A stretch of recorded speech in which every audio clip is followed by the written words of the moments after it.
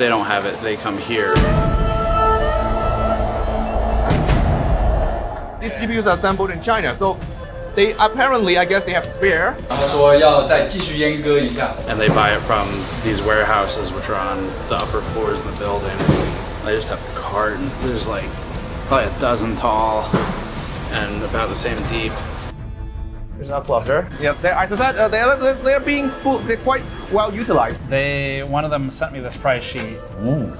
We're multiple administrations deep in a technological Cold War over processing power between the United States and China. China's Cyberspace Administration has labeled some US graphics processing products as a security risk, seeking answers about US government backdoors in silicon. Meanwhile, the United States has imposed heavy restrictions on exports of graphics processing units, or GPUs, being sold to Chinese companies by American companies. The sale requires rarely granted licenses for each import scenario to legally export GPUs above a certain performance level, with the stated objective being to restrict progress of private and government projects, including AI development in China, while trying to maintain the US's AI leadership.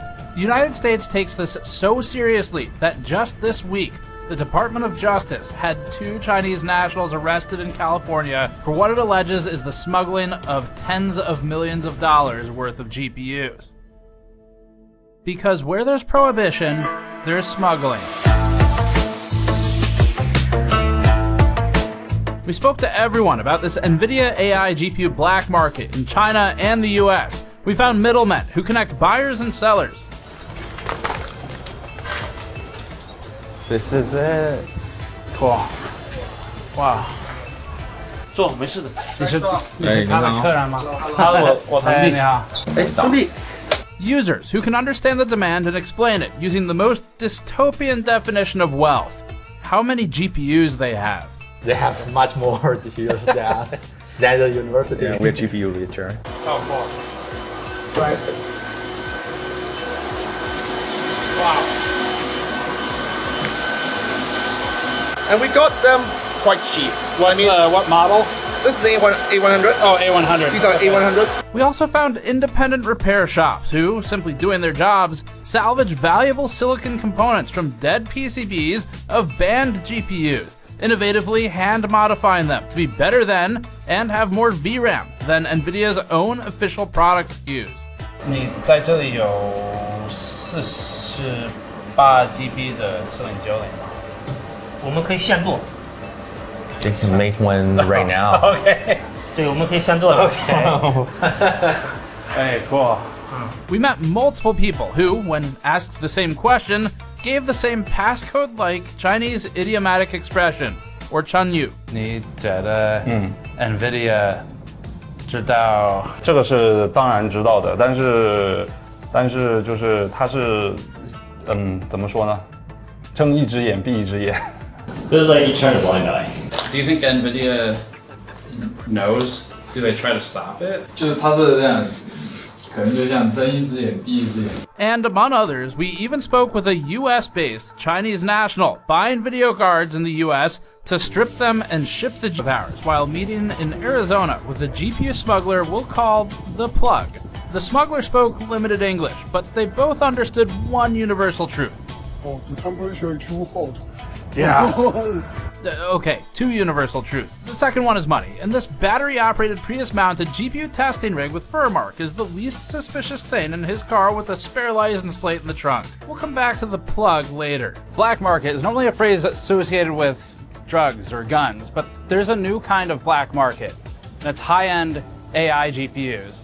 And this particular black market is worth billions of dollars a year, and it's hiding in plain sight.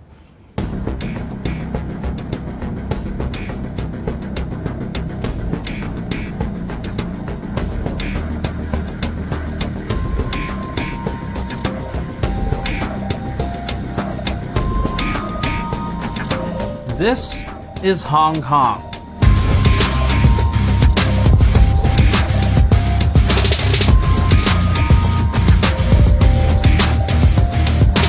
It's our first stop on this journey. By skyscraper count, Hong Kong would be the tallest city on Earth. The density is unbelievable.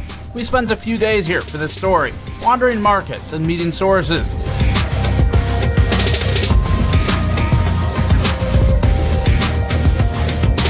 Do you feel like the ban, is it targeted at like military uses where they're trying to prevent that? I don't think from the U.S. government's perspective, there's this distinction between like Chinese academia versus Chinese military versus Chinese commercial. I don't think they really consider there's a distinction, right? Just total. Yeah, but very general ban. Yeah. So these GPUs are almost certainly moved one at a time, right? So it's very hard to get like a full HGX system, right? Oh, so the 90 normally comes from Australia and Taiwan. Yeah. And that's why we're here to learn what the demand drivers are for these GPUs, how they get into China, and more about the illicit side of the GPU smuggling business.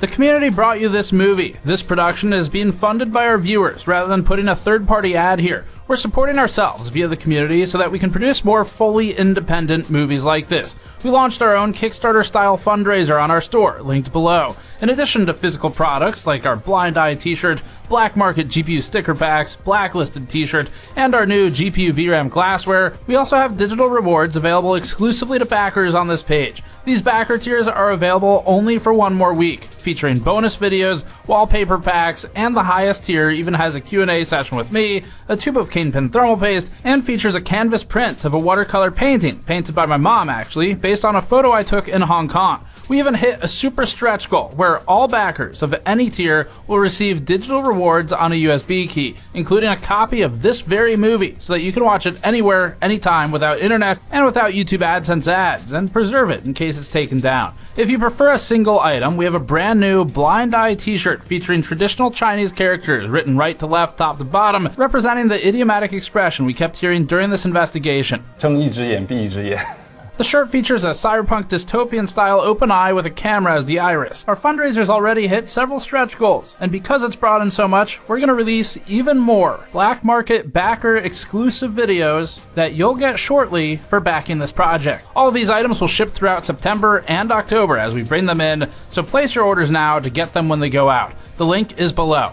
Now, back to the program. This was our latest big adventure, and it began when we booked a 24-hour ticket to Hong Kong, 20 days of hotels across Hong Kong, Shenzhen, Zhengzhou, Huizhou, Dongguan, Taipei, and more. At least one of us got detained by at least one of the governments involved in this video, but we can't talk about these indecipherably singular or plural instances or instance of any aforementioned detainment. Next, we talked to a lawyer about the previous sentence, loaded into a cab that secured our luggage like this, then investigated whether or not GPUs are actually smuggled with lobsters into Hong Kong. Nvidia was right, We've checked the lobsters for sensitive electronics and aren't any in there, so good move, Jensen. We found a pile of GPUs that are now export controlled and met a professor who really wants to make sure you know. These are legally obtained. Legally obtained. Came to a sudden realization that If a banned GPU is assembled in China, then what's to stop them from just taking That's it off actually of the line? very good question because what's preventing these GPUs from Falling off of the line. Yeah. Exactly. made friends with 3 different cats in Hong Kong. What do you think of the temple guards, Tannen? They're very good at their job. And said goodbye to this RGB city. We then booked a boat to Shekou, China. I told Tannen what Shekou means. You know what Shekou means, Tannen? What does that mean? Snake's mouth. Sounds inviting, right? Yeah, awesome. Can't wait. We arrived in Shenzhen, made small talk with hotel room service. So, how long have you worked at the hotel? Immediately got trapped in the hotel elevator by my new friend. Traffic jam. Almost witnessed a workplace accident. Got kicked out of a warehouse. We got kicked out. Yes, we did. And then we instantly became fans of using high-speed rail at hundreds of miles an hour to go deep into China to meet a guy who really thinks that desoldering a GPU and reballing it is no big deal. 比这个简单多了，这个。 Really? That's the easy part. Oh, really? Yeah. Okay. It's a lot easier than doing this. We got a ton of information in this video about GPU smuggling, including from this guy named Five. 然后赚差价，可能一张卡它会有500人民币到几千人民币不等的这样的一个差价，然后会通过这种手段去外面去购买带回来。 After that, we went back to Shenzhen for the 3rd time in 2 weeks, met this guy. Support game Nexus. Support Jesus. Don't. Yeah. I'm his father. Went back to Hong Kong, flew to Taiwan, got some street food, and got on a plane back to the US. We spoke to a lot of people for this story to go on record and learn about the dystopian world of high-tech GPU smuggling. We spoke to people ranging from owner-operator trading companies to professors of economics building data centers. 5090是有禁止吗？是有禁止还是没有？我都忘记了。是禁止。禁止，但是市场上确实是有啊。These are very expensive items. Right? I would imagine you would keep track of everything, right? We even tried to talk to the US Department of Commerce, but they didn't reply, and every person on the chain from the Department of State had out-of-office autoresponders because we coincidentally emailed them the same week of an especially problematic story that enigmatically involved name-dropping. But let's keep this focused on the hardware. Some of our sources are more confused by Nvidia than others today. 然后说要再继续阉割一下，变成5090地利，大家都地。And people seem to laugh every time we ask about how many Intel GPUs they sell. Intel 的显卡是吧 Intel 的显卡呢？ ？Intel 的显卡没有啊。But we want to connect as many dots of the smuggling line as we can today. And that's why we shot over 12 hours of interview footage that we just spent weeks cutting down for time.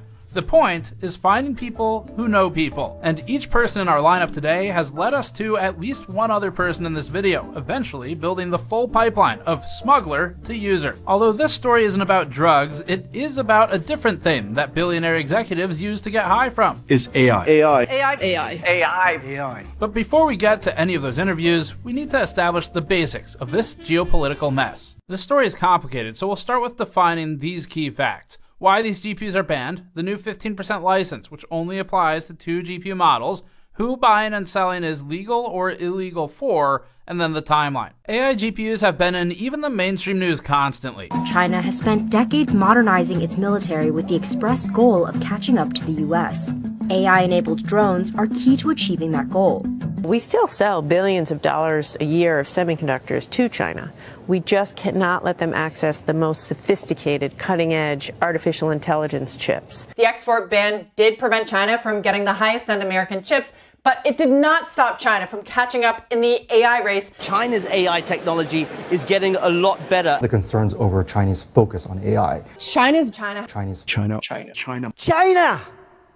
This story has been a complete mess to follow. It's spanned years, and now 2 US administrations. We ended up with over 400 pages of research and maps and finding sources and trying to understand the laws. Here's why governments care about AI GPUs. Nvidia functionally holds a GPU monopoly in our sector of the industry, which is building computers to play video games. That now feels relatively innocent by comparison to AI. The company leveraged decades of gaming domination to build a foundation for what it now focuses on, which is making the most powerful GPUs for AI in the world. Reports warn of Nvidia product use in nuclear weapons research, facial recognition technology allegedly used in Russia to suppress dissent, and growing concerns of AI facial recognition use in the US for similar deployments, alongside reports of use in international spying and in drone warfare. Nvidia finds itself in the middle of all of this. Even though Nvidia disputes selling to some of these entities, for example, it says that it doesn't sell GPUs to Russia, the products still find their way there. So Nvidia is making money one way or the other. Someone is buying it, maybe from someone else who bought it from someone else, and much like we're talking about today, it might be transacted through smuggling. But Nvidia does end up selling the device ultimately to somebody. Regardless of who they sell to, Nvidia plays a big part in this worldwide obsession with AI will also create AI, using AI to create AI. And we think it's playing all sides. We'll talk about that more at the end, though.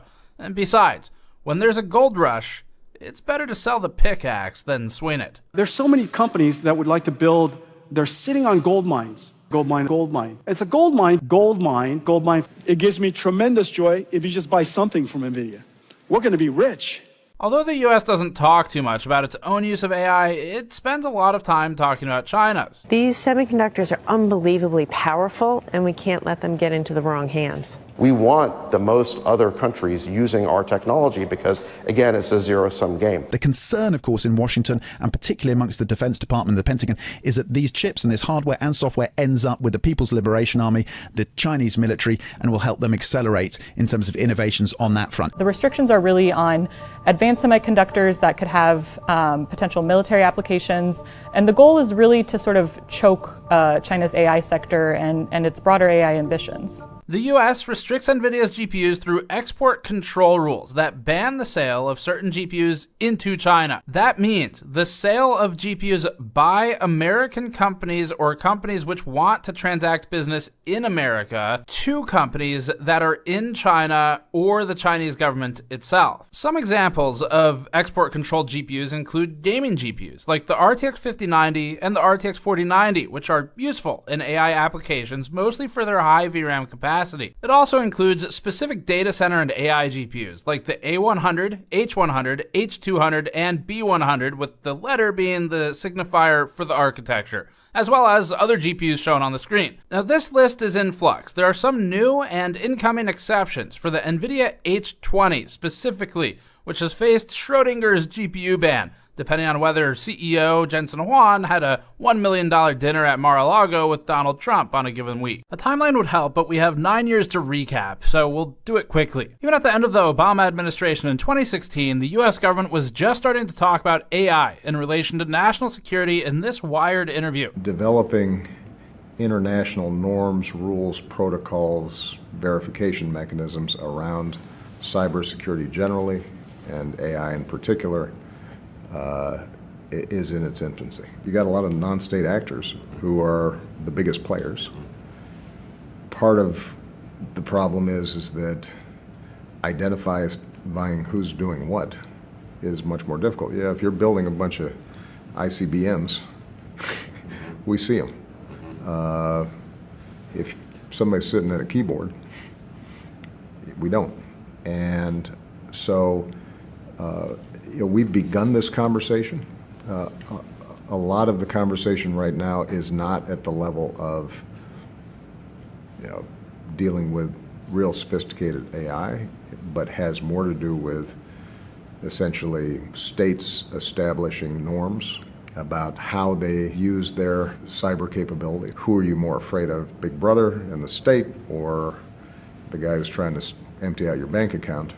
Part of the reason that's so difficult is that if we're going to police this Wild West, whether it's the internet or AI or any of these other areas, then by definition, the government's got to have capabilities. If it's got capabilities, then they're subject to abuse. And at a time when there's been a lot of mistrust built up about government, that makes it difficult. Those were the early days. The first Trump administration started a commission advising Congress on maintaining AI leadership, including simply banning the sale of some advanced semiconductor equipment and chips to China. Several years of back and forth, a pandemic, an election, and ChatGPT's launch later, and the Biden administration took major action in 2022 by restricting exports to China, Hong Kong, and Macau. Nvidia's Ampere architecture A100 and newer codename Hopper H100 GPUs and systems were all restricted. Nvidia shed tears for $400 million worth of lost sales as a result, and it was especially sad when many of its export-compliant alternatives to these also got banned, like its newly created A800, H800, and L40S, in addition to Nvidia's RTX 4090 gaming card. Nvidia said it didn't expect, quote, near-term meaningful impact, end quote, on its financials. Nvidia responds by designing a workaround to the previously worked-around workaround, leading to the H20. Then the government adds new rules for high memory bandwidth cards, and the Biden administration tried to come up with an AI chip diffusion rule that would limit the quantity of GPUs being sold into different countries rather than only by processing power metrics, because the government really didn't know how the fuck to measure these things, and Nvidia, knowing more about GPUs, could tweak any dial it wanted to just barely be compliant. Then DeepSeek came out, everyone panicked, stocks plummeted, and the government scrutinized the role of Nvidia's GPUs in it. In February 2025, fiscal year 2025 results are posted, and Nvidia's Singapore revenue rockets to 18% of total revenue based on customer billing location, despite shipments to Singapore being claimed to be less than 2% of fiscal year 2025 revenue, causing people to say, wait a minute. Unrelated, several GPU smugglers are arrested in Singapore one day after the fiscal year report was posted, causing people to say, that makes more sense. AMD spawns out of nowhere to say it wrote down $800 million of inventory due to export controls. Nvidia one-ups it with a write-off of $5.5 billion. May 2025, Trump implements wide-sweeping tariffs and rescinds the Biden chip diffusion rule that would have limited how many AI GPUs Jensen could sell to other countries. Jensen says, It's just an incredible vision. I think this is going to be a transformative idea for the next century for us. These two initiatives are completely visionary, and it's going to be transformative for America. The H20 GPU that was created to comply with the rules was still okay. Then Jensen had dinner with Trump at Mar-a-Lago for $1 million. Then the H20 got banned.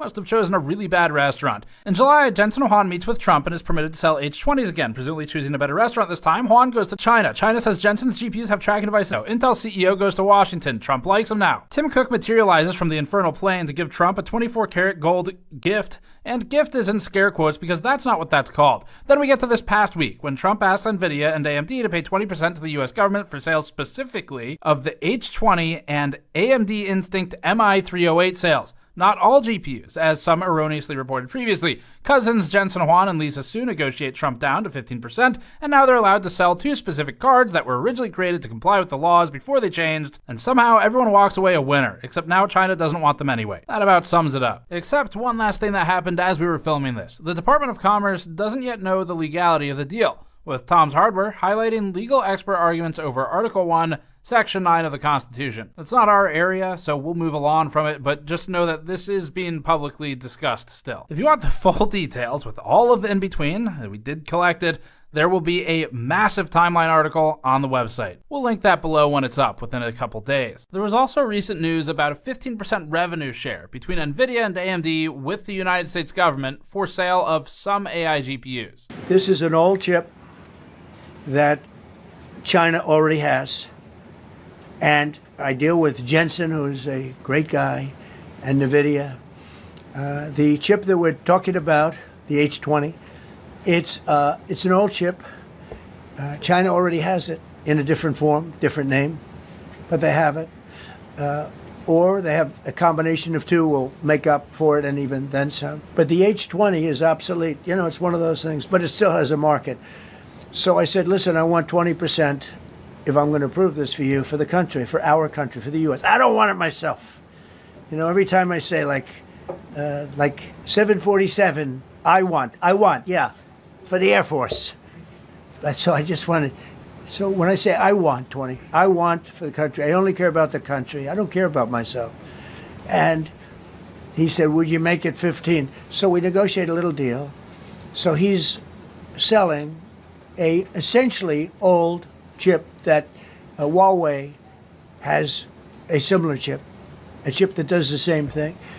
And I said, good, if I'm going to give it to you, because they have a, they have a stopper, what we call a stopper, not allowed to do it.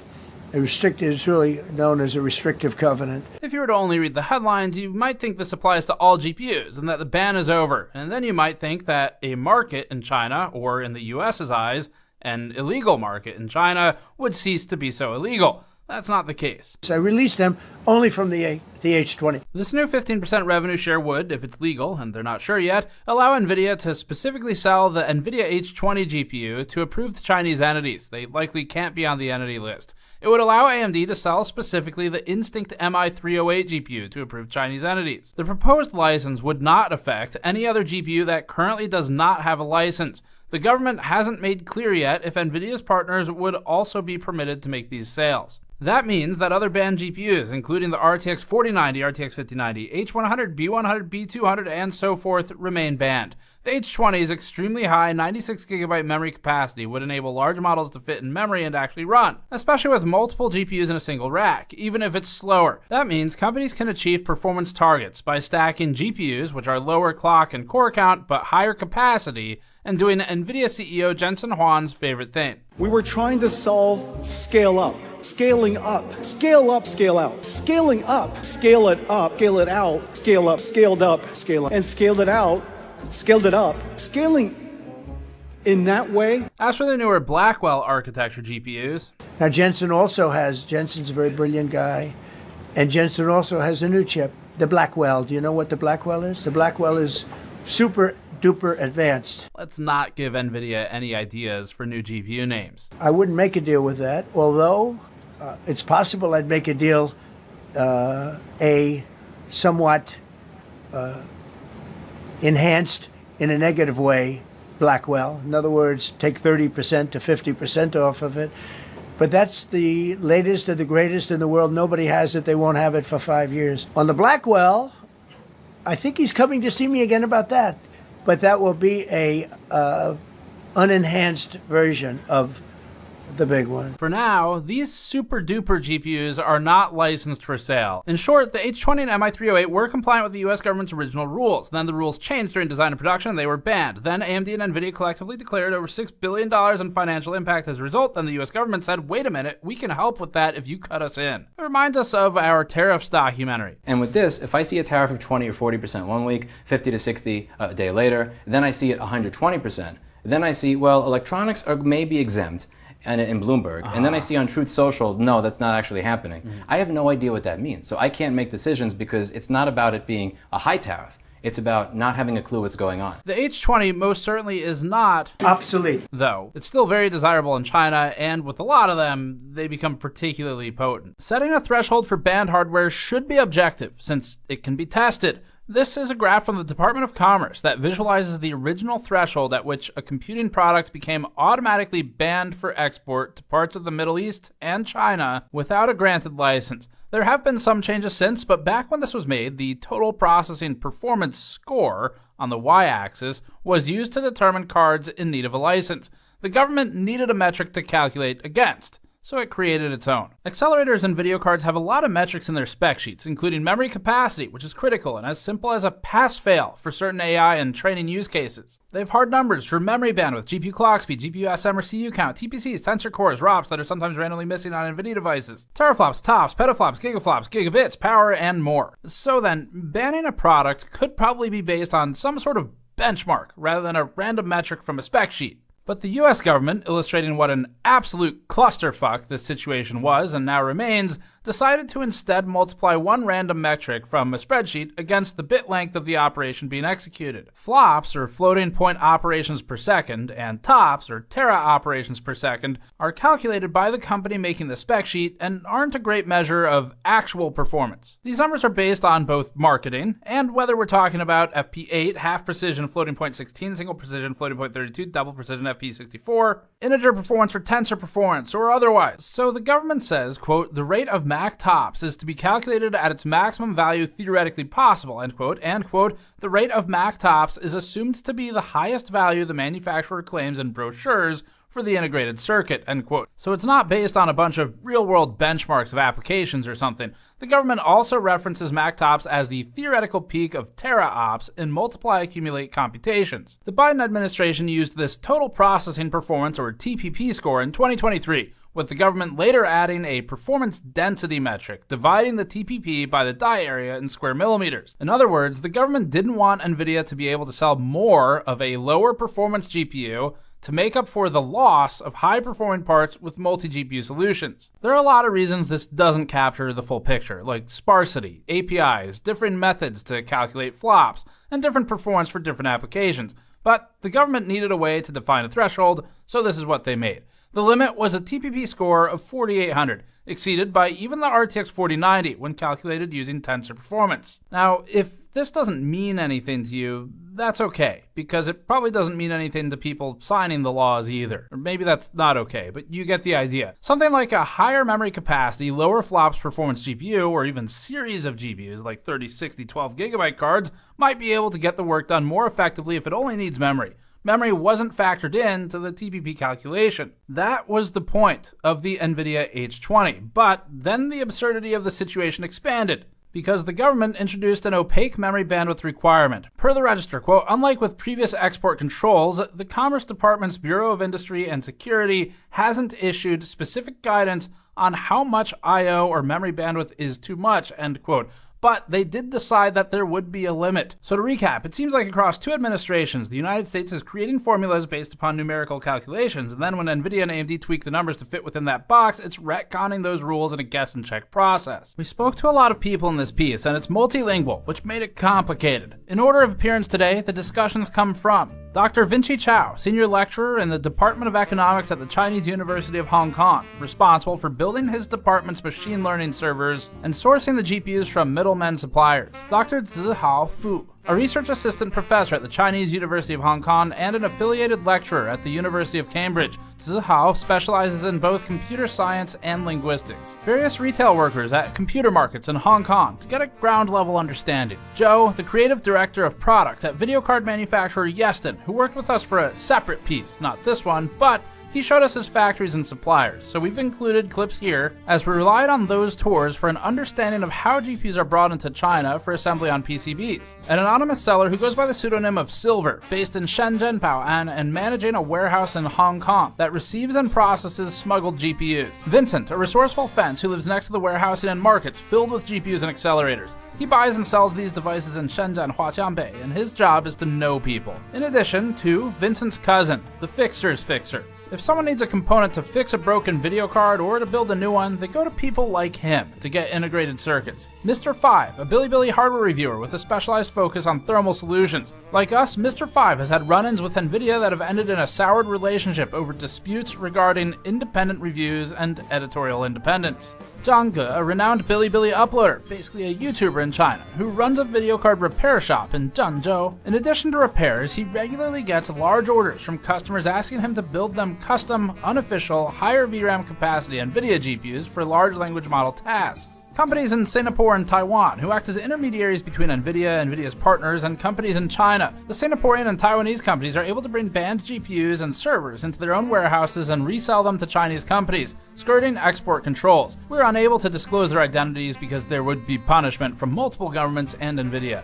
The Plug, a US-based Chinese citizen who drives around the country buying hardware from American end users and resells it to companies in China and Hong Kong. And finally, a special thanks to our translator Raymond Wu of the Black Soda Agency in Taiwan. Here's the pipeline. If a GPU doesn't fall off the back of a truck in China after it was assembled, or if it isn't a QC defect that disappears from the scrap pile, it may instead have been moved by ants to get to China. Mayi Banjia is a linear pipeline. Each ant in the fire line serves a specific role. It'll help to name those roles to keep everything straight. Here's what we came up with. The source has access to GPUs. This could be as innocent as you unknowingly selling your card on Facebook Marketplace to the Plug. The Plug is responsible for acquiring from the original source and reselling the hardware to the China-based distributors. In between, there's a mule. Sometimes this is the Plug himself doing a trip home. We learned that overseas students also regularly return with what are feasibly defended as personal GPUs that they bought at Best Buy and then may get resold for markup and profit. In either case, the mule gets the GPU into the country either by shipping it without interception or by hand carrying it. Next is the middleman, receiving the GPUs and often interfacing with or managing the warehouses that store the cards. The middleman buys from multiple plugs, including factories that get rid of rejects with fixable or unimportant QC defects, then sells those devices to more localized distributors. That's when we get to the fence, who buys and sells GPUs between middlemen and warehouses to end users in China. Then we have who we're calling the fixer, except this time it's literal. The fixer is an optional step that may involve soldering and modifying a GPU to improve it beyond its original specification and make it more marketable for domestic AI uses. They might also just fix QC defects from factories. Finally, we have the user. This is self-explanatory. The user is the demand driver, and oftentimes, large enterprises want dozens or hundreds of GPUs or more, while smaller users, like the university, may just want individual units or small batches. With everyone's role named, let's continue. And now, we start our journey. First stop, Hong Kong.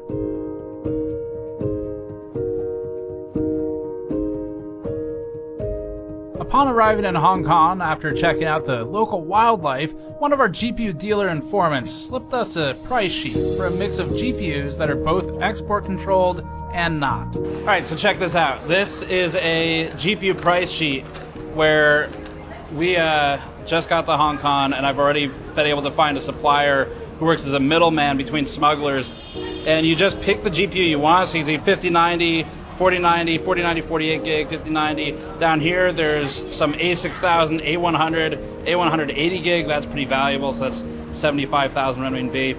And so I found a supplier where basically the person who provided this is local, and they work with the smugglers. So they sit between the smuggler and the customer to supply and source GPUs. Problem is, I don't know what the going rate is for any of this. And so what we're gonna do is take this price sheet to our local fixer Dr. Vinci Chao at the Chinese University of Hong Kong and see what he thinks about the prices here, and if this process is normal. So for that, we hopped in a classic Hong Kong cab and headed across Victoria Harbor over to the Chinese University of Hong Kong. 不用找。哦，OK，谢谢，OK。Thank you, sir. 拜拜。 We found Dr. Vinci Chao through a Reuters story from a couple years ago. Vinci works in the economics department at the university, and he's responsible for having built many of the servers and machine learning systems that are in use daily.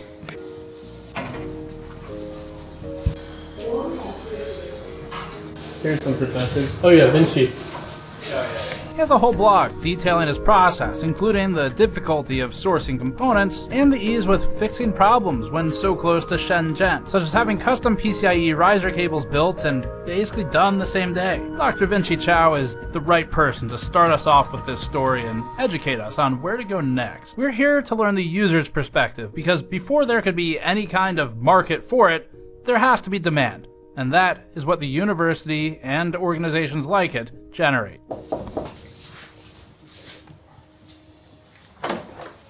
Hi, whoa. How you doing? Hey, nice meeting you. Good to meet you. This is Tannen. Hi. Nice to meet you, sir.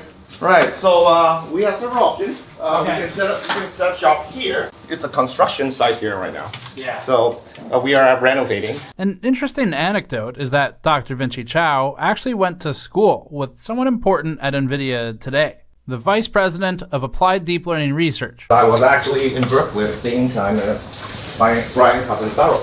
Oh, cool. We're working buddies. That's cool. Yeah, I know him. Right. Wow. We won't be able to do much talking in here because of the noise. Yeah. So, these are legally obtained. These are legally obtained. We got it. Actually, very interesting because we got these. I think right before the ban. No, right before ChatGPT was released. Okay. Around ChatGPT. So several years ago. Yes, and we got them quite cheap. One of them is actually modified from SXM version. Before everything, GPU becomes such a scarce resource. Yeah.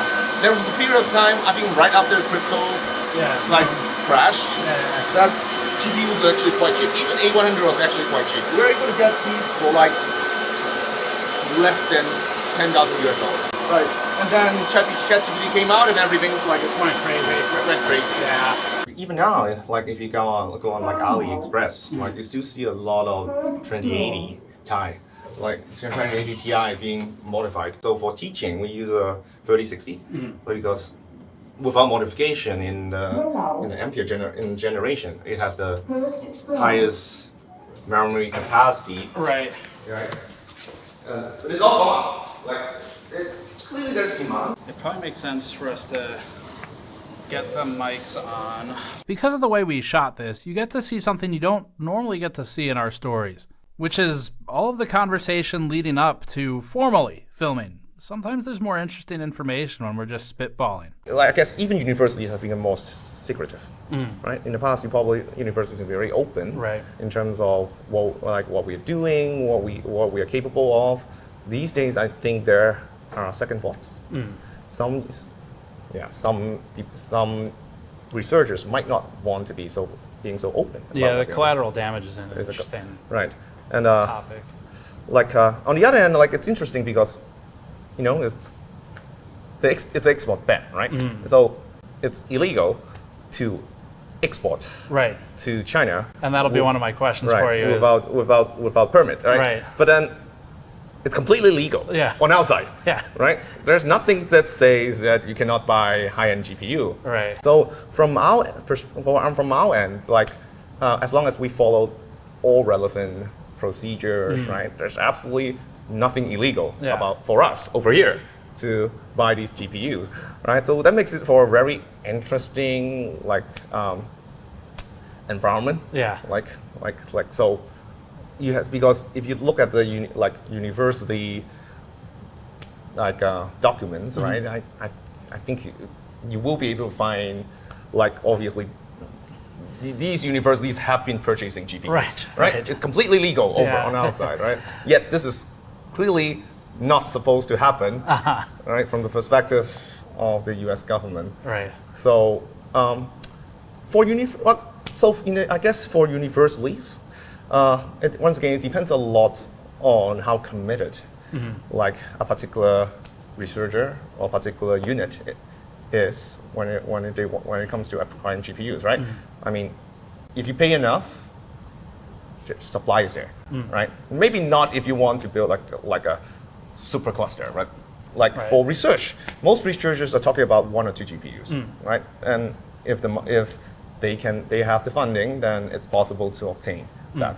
So it's just everything is more expensive. That makes sense. I'm in the Department of Economics, which is kind of interesting, I guess, for someone in the Department of Economics to talk about GPUs.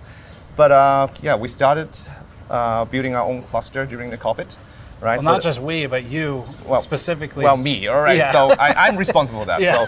So it's we because the department has to fund it. Right. Right. So I am the one who plans these things out, but the department funds it. I started building my own desktop computers back when I was in high school. Cool. Right.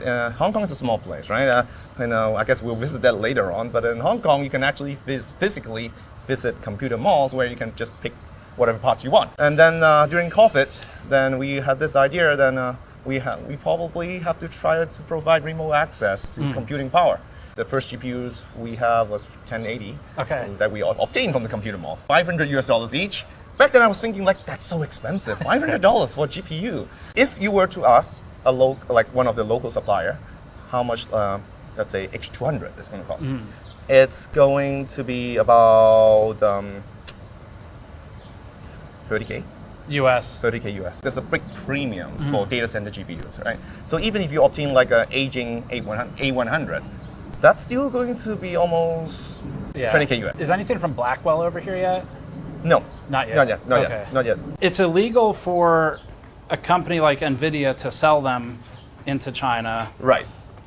But not for anybody here to buy them. Yes. I messaged some sellers on Alibaba. Right. And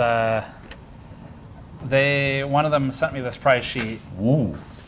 Tell me, what do you make this? Do you have any H200s in your servers? Well, we want some. Okay. We want some. I can connect you to the supplier. We want some, right? We want. So what like that? After tax, they want $213,000. What is that in US? Let's see. So that is $29,700 US. Yeah, that's about I think the right price. I don't know what MSRP is, or if they even have one. I think, but first of all, it's not like there are a lot of companies, even in the States, that would just like put out a MSRP and they just buy it online or something like that, right? Right. But I think for the few companies that actually like list a price, I think it's actually the premium is, as I said, it's surprisingly low. Right. It's almost as much. It's just about the same as the MSRP, as far as I can tell. Do you know how these companies, like the suppliers, get the GPUs? Any idea? Because I've read a lot, right? Like I've read that I came across a Chinese phrase in one of the Baidu searches I did, and I think it was like "ma yi ban jia" or something. And the idea, if I understood it correctly, was that a bunch of people kind of move one GPU. Right. So these GPUs are almost certainly moved one at a time, right? So it's very hard to get like a full XGX system, right? These days, most of the vendors would recommend getting the PCIe versions of the GPUs because it's so difficult to smuggle in a full XGX system, right? Okay. Yeah. Now, if you want an XGX system, for example, the companies that have ways of obtaining them would recommend that they be installed in a different country. Okay. Right. So basically, you can like acquire XGX and then have it installed in like Southeast Asia. Okay. Right? So meaning it would actually physically locate somewhere else, and then you remote into it. Right. Okay. That's what they would recommend if you want that. If you actually want it on premise, right? If you want it here, then almost every one of them would recommend that you just get the PCIe versions. Okay. So that probably just because it's easier. It's easier. When you put in an order to buy something, is it already guaranteed here at that point, or do they have to get it? Depends. Okay. Some companies have limited stock. We're talking about probably maybe a dozen, right? So, but if you want more, then it would probably have to be like ordered and like a shipped deposit in, or something? Yeah, shipped in from somewhere else. Any idea what happens if they get caught? I mean, to your money, you know, like. Well, we don't pay. Okay. Actually, we have to pay deposit, right? But then I presume if they cannot deliver, you maybe get it back. We will be able to get it back locally, since we're not doing anything illegal, so we can just go to the court and suit them. And do the local governments even care? I mean, like, because I guess that was one of the things that was unclear to me. Where if it leaves the U.S., like let's just say,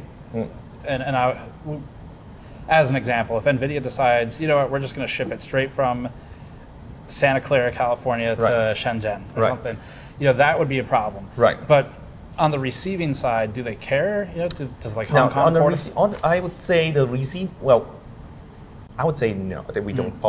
We probably don't care. Right.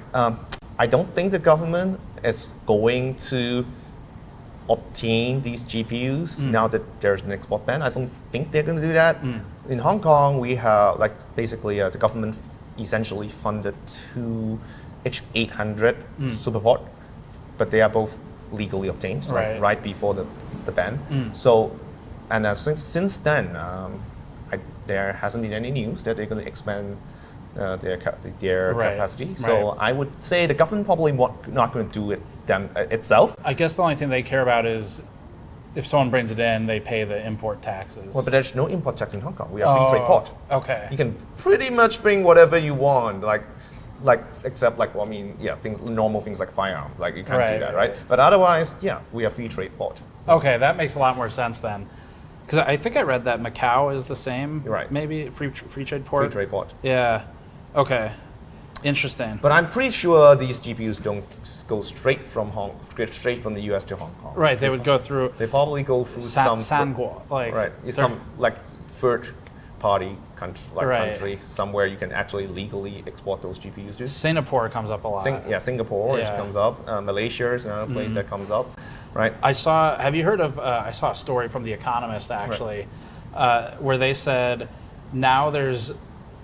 Like they referred to it as, I think, data smuggling. Right. They're talking about bringing data from countries with the export ban to Singapore to have it processed locally. Right. So I think it's similar to what some of these companies have offered us for consideration. Is that given how hard it is to bring in a large system, it's actually easier either to fund a system in Malaysia or Singapore, or you just rent capacity there, and then just remote access, right? Yeah. I mean, I guess the reason why you actually have to take physical hard drives back and forth is due to the size of the data. Right. It's going to be hard to transfer data remotely, but otherwise the idea is the same, right? Given that you cannot bring the system in, just have it somewhere you can access. How you doing? Steve. Hi, I'm Steve.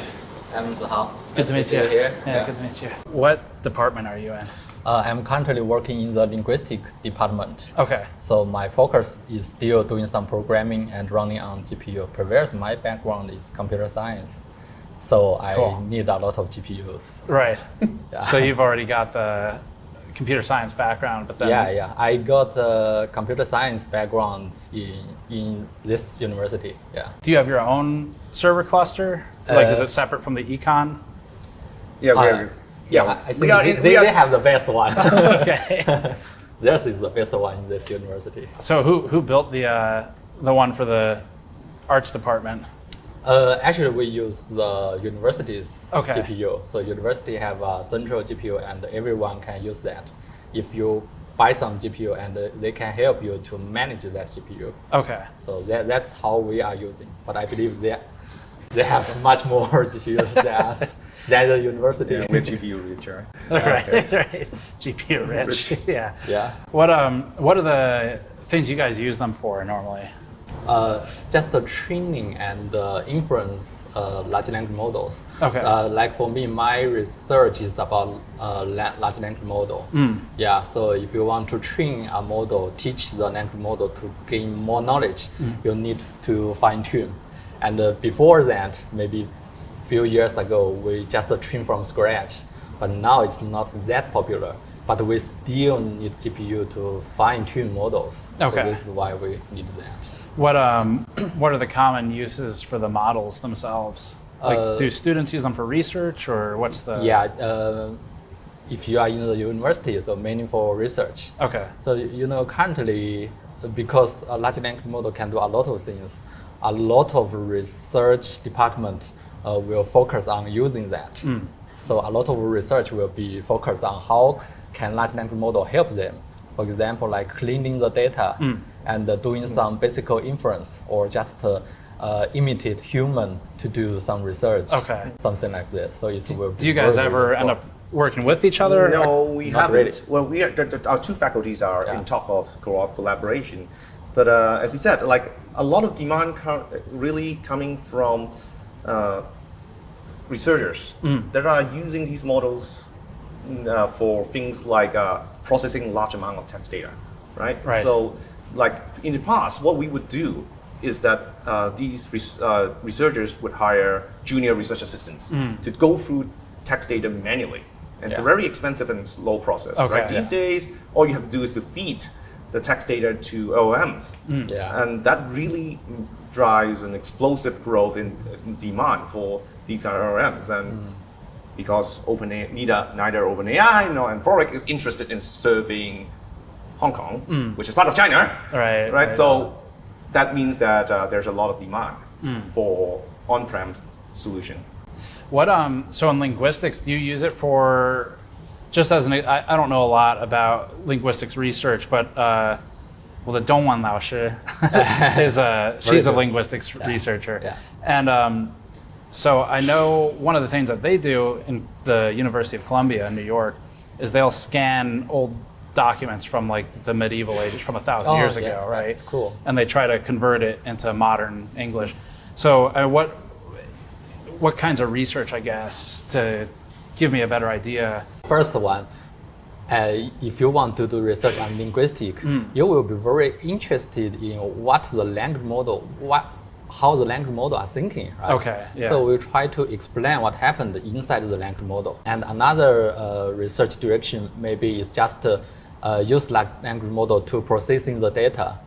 For example, you want to know how the children learn the language. Children learn bilingual or many languages. So how they do it. So you can use the language model to imitate the learning procedure. So this is one of the possible direction. So there will be a lot of things to do.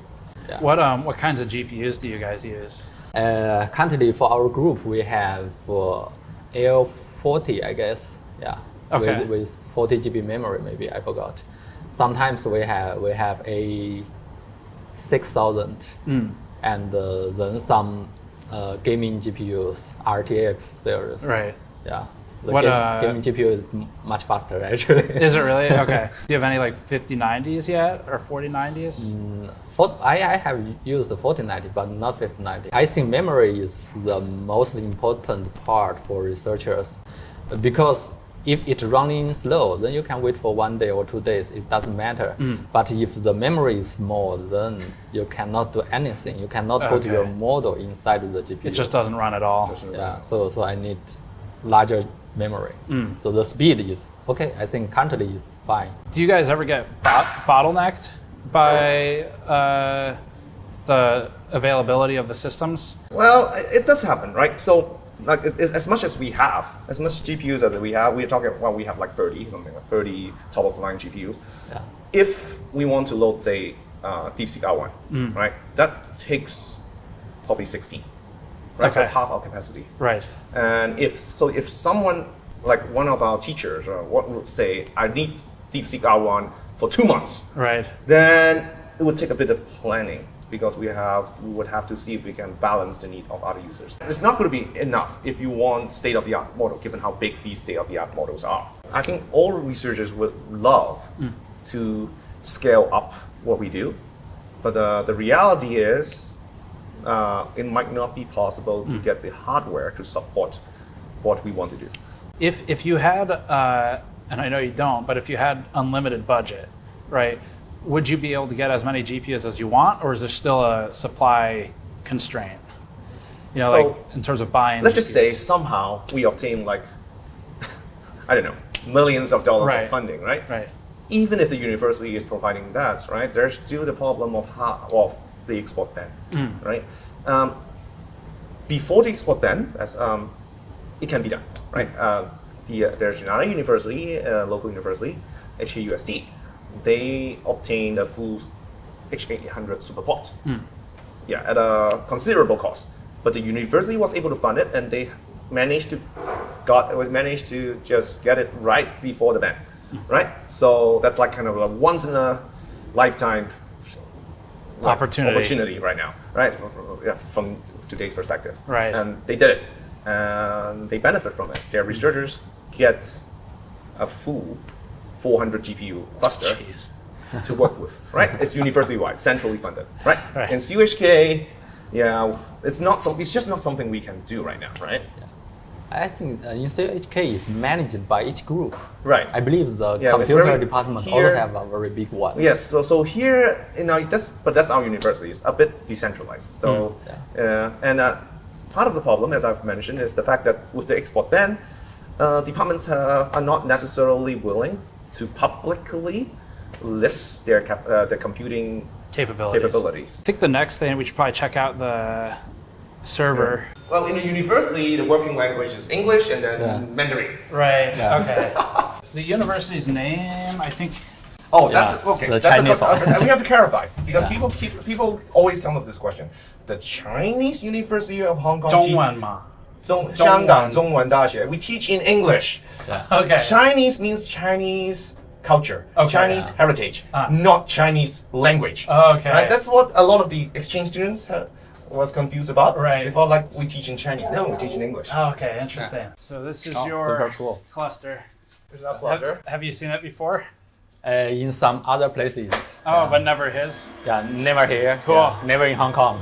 Yeah, as I said, they're being full. They're quite well utilized. This is actually not part of the cluster. This is our non-cluster stuff like web server and stuff. But so these two racks are the cluster. Did you have to do anything special for the air conditioning? So I mean, as I said, this is kind of like clandestine, right?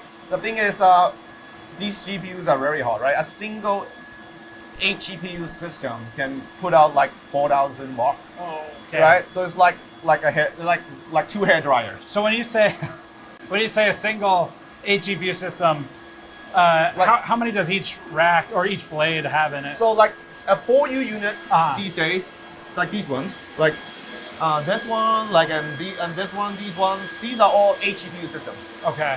Right. So for you, is each of these all different configurations? So now our cluster was built up over like almost 5 years, right? So that's why we have some really old systems that come from 5 years ago, and we just keep adding things. That's a bit different from, let's say, some unit like full SuperPort, which is purchased in one go. Then everything will be the same. Right. Right. Here we just keep adding capacity and just leave the old components until they gradually not work. Until they're not useful anymore. They're not useful anymore. Right. Did you have to do special power design, power delivery, cooling? Yes. You cannot just plug these GPUs into a wall socket. It would blow the fuse immediately. So we need two three-phase. We have two three-phase power specially installed in this room. So they have these massive plugs for power. There's one there, and then there's one over here. And then you can actually see they're running flex ductwork. And you can see it shaking at the bottom of that one in the back, where it's actually shaking because it's pulling in all of the exhaust from the servers. And they're piping that up. So I think that's the return. That might be the front side, we'll take a look, but they're basically circulating it with the flex ductwork. Crazy. And that looks like maybe more, I think that's more AC going up to the mini split up top. I guess how many, A100s or H100s? Right, we have something like 30 A100 class GPUs, and then we have a bunch of like 3090s, 3060s, right? So in total, we're talking about, I don't know, 50 or 60 GPUs. Okay. Right. So yeah, but the top of the line GPUs are for teachers. And What are the 60 class cards for, like 3060s? For Teaching. example? Just teaching. Teaching. Wow. It's for teaching. So we have these undergraduate machine learning courses, and we let students load hugging face models. These 3060s are for them. We don't want them to occupy the A100. Right. So, and 3060s have 12 gigabyte of memory. That's Right. That's more than enough to load some of the smaller The good models. ones have 12. They made another one. Right. We make sure we get the 12 ones, right? Yeah. So yeah, that's sufficient for loading a small model that they can work on. Right. Does memory bandwidth matter a lot? It matters. So to better utilize the resources, we offer the options for each researcher to load their own model, but we have also this centralized, like our own local ChatGPT thing. We have used Open Web UI and with with VOM as the backend. Right. So we offer just this pre-set up system where we can serve like Germer, we can serve DeepSeek, and then when it comes to getting high throughput, bandwidth would matter. Because for the export control, the U.S. government does a calculation, right, for some amount of points. Like they made up a system. And memory bandwidth is one of the components of the formula. Yeah. They're getting smarter, right? Yeah. Because there has been multiple versions of bands, right? The very first band was targeting the NVLink, I think. Okay. The A100 to A100 as NVLink. So that has a little effect. Yes, it's a bit slower, but it's still okay, right? And then I think they switched to targeting the flops. Yeah. But that I did, think there was a certain amount of flops you can't exceed. Then I think depends on workload is. I think it didn't work as well as they might have hoped for because the H20s still sold really well. Well, I mean, that's what's so interesting about it is the government's, at least the U.S. government, hasn't really caught up to what these are, you know? And so, that's true. So they don't know how to ban it, I feel like. So they just kind of pick a number. It's developing very fast, right? Because if you go back like 5 years ago, everyone probably would think that flops is a very important metric to consider. But turns out when it comes to loading large models, what we all care about is how much memory, how much VRAM you have, right? You simply cannot load a model if you don't have the VRAM. Right. So now H20 becomes a very attractive option because what's the spec on the H20 again? Do you so remember? H20 has drastically lower flops, right? But then it actually has more memory than the original H100. What's the capacity? I think it's 94, 96 versus the 80. Yeah. The original version 80 is 80. Right? So it's actually in some sense more attractive. So everything you guys have named so far, it's all NVIDIA. So are there any non-NVIDIA GPUs like in the university cluster? I think currently I didn't see any non-NVIDIA one. But I think it's promising. The AMD one, currently PyTorch also still support AMD one. I think in the future it will be another choice. The Instinct MI, AMD MI GPUs? I didn't remember Yeah. What about Intel? Because they just started making the B60s. You know, is that interesting at all? I mean, we always like to explore options, right? To have more computing power. Yeah. We actually expressed interest in AMD, and we asked around, to the upcoming suppliers, and they said that the risk is too high for them, right? Because they have to support it. And they had, I think there's one supplier who told me they had tried to sell an Instinct GPU in the past, and then the customer returned it because they couldn't figure out how to make it work. Right.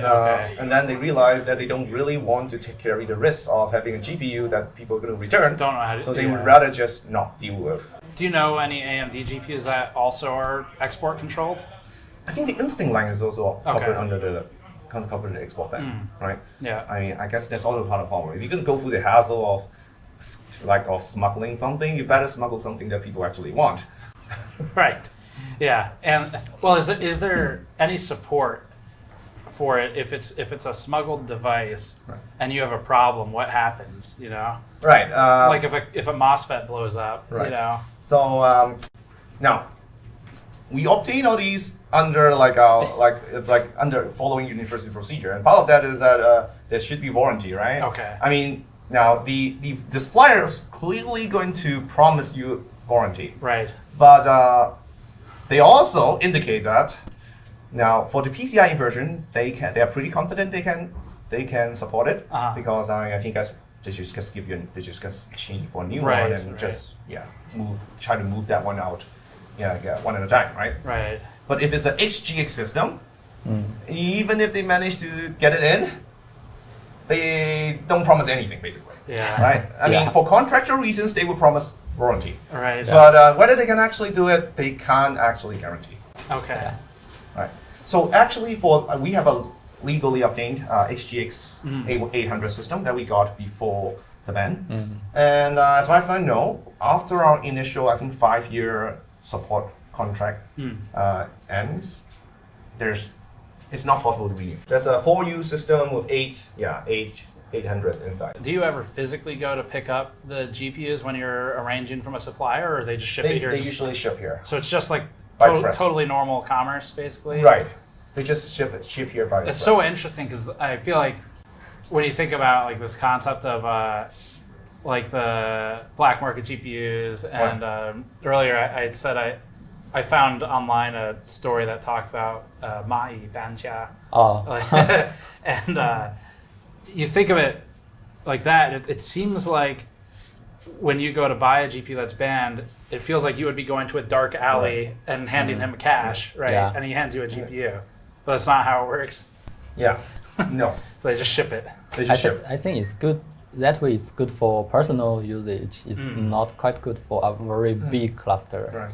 Right. Yeah. So does if it's that sort of easy where it just ships to you, does the ban seem effective? As I said, if it is effective in preventing the building of a very big cluster, right? It's just not possible to get 100,000 of these GPUs. Like we heard about some of the other companies having. Right. Yeah. And I think there are like people from the company who refuted that idea, right? We don't really have that many. I think that's right. Right.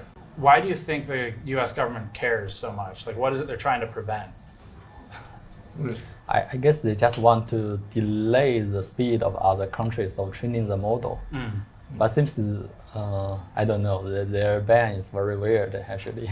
Right. Yeah. Do you feel like the ban, is it targeted at like military uses where they're trying to prevent that, and then it just happens to affect you guys as well? Or are they targeting, you think, just companies in general?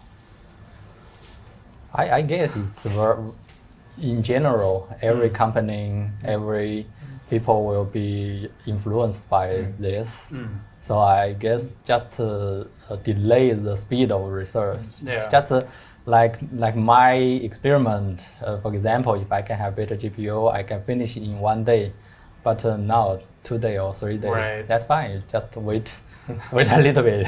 You get the same thing. I don't think from the U.S. government's perspective, there's just distinction between like Chinese academia versus Chinese military versus Chinese commercial. I don't think they really consider there's a distinction, right? Yeah. Just total. Yeah, very general ban. Right. I know Huawei has the new Ascend, I think it's called. Yeah. Is that interesting at all? I mean, does it seem like that's promising for you guys? Huawei's GPU, I think they built that for many years, and they also trained some language model based on that. So currently, seems no friends around me are using. But maybe in the future they are trying to try that if they still cannot get the Nvidia one. Do you guys need CUDA for your stuff? Oh yeah, definitely. If you want to train the model, you need CUDA. Right. So I feel like we can still get by because we, as I said, we're not really needing that many GPUs, right? Yeah. So there's still enough supply, Nvidia GPUs supply around for what we need. Right. But if we want to scale up, then Nvidia is just not possible right now. So probably one way, eventually, like something like Huawei Ascendance would be. You said you have an interesting GPU that was modded, I guess? Yes. We have several GPUs, like as I said, like this is one of those like reference board. Yeah. And RTX 3090. Yeah. This is a 3090? This is a 3090. This is a 3090. I think it's very Chinese specific, right? Yeah. I don't think you can actually. They were not popular in the US. You Yeah, could that's- get them, but not many. Yeah. Because they're noisy. They're Yeah. really noisy. Yeah. And the only reason to get these is because you want like multiple of them. Yeah. Right. Packed closely together. They're designed for that purpose, right? So they have these kind of slots. One of these I think are like a normal, actual PCIe version of A100. And this one is actually a molded version, but they use the same casing. Okay. So this one is actually molded from a SXM version. So if you install it and take a look at the Nvidia system information, this one will show up just like it's shown as SXM. SXM. Okay. SXM. Right, but they look the same. This is actually a very interesting question because, as far as I understand, this is possible because these GPUs are assembled in China. These GPUs are assembled in China, so they apparently, I guess, they have spare casings, right? Well, so here's a question for you: if a banned GPU is assembled in China, then what's to stop them from just taking That's it off of the actually line? a very good question because, as far as I know, even the H200 seems to be assembled in China. Yeah. And I have no idea what's preventing these GPUs from falling off of the line. Yeah. Exactly. So, yeah. I don't understand how it works at all. How is the ban even going to? How is the ban is even working? Like the box of these GPUs clearly state they are manufactured in China. Right. Right. So I'm not sure how actually that works. I mean, it's like Nvidia's not allowed to sell it to China, right? But they can make it here, China, and then the intent, I guess, is they ship it somewhere else, and then they can't ship it back. Right. But it just seems like if I'm the factory, it seems like there's a lot of money in. Right.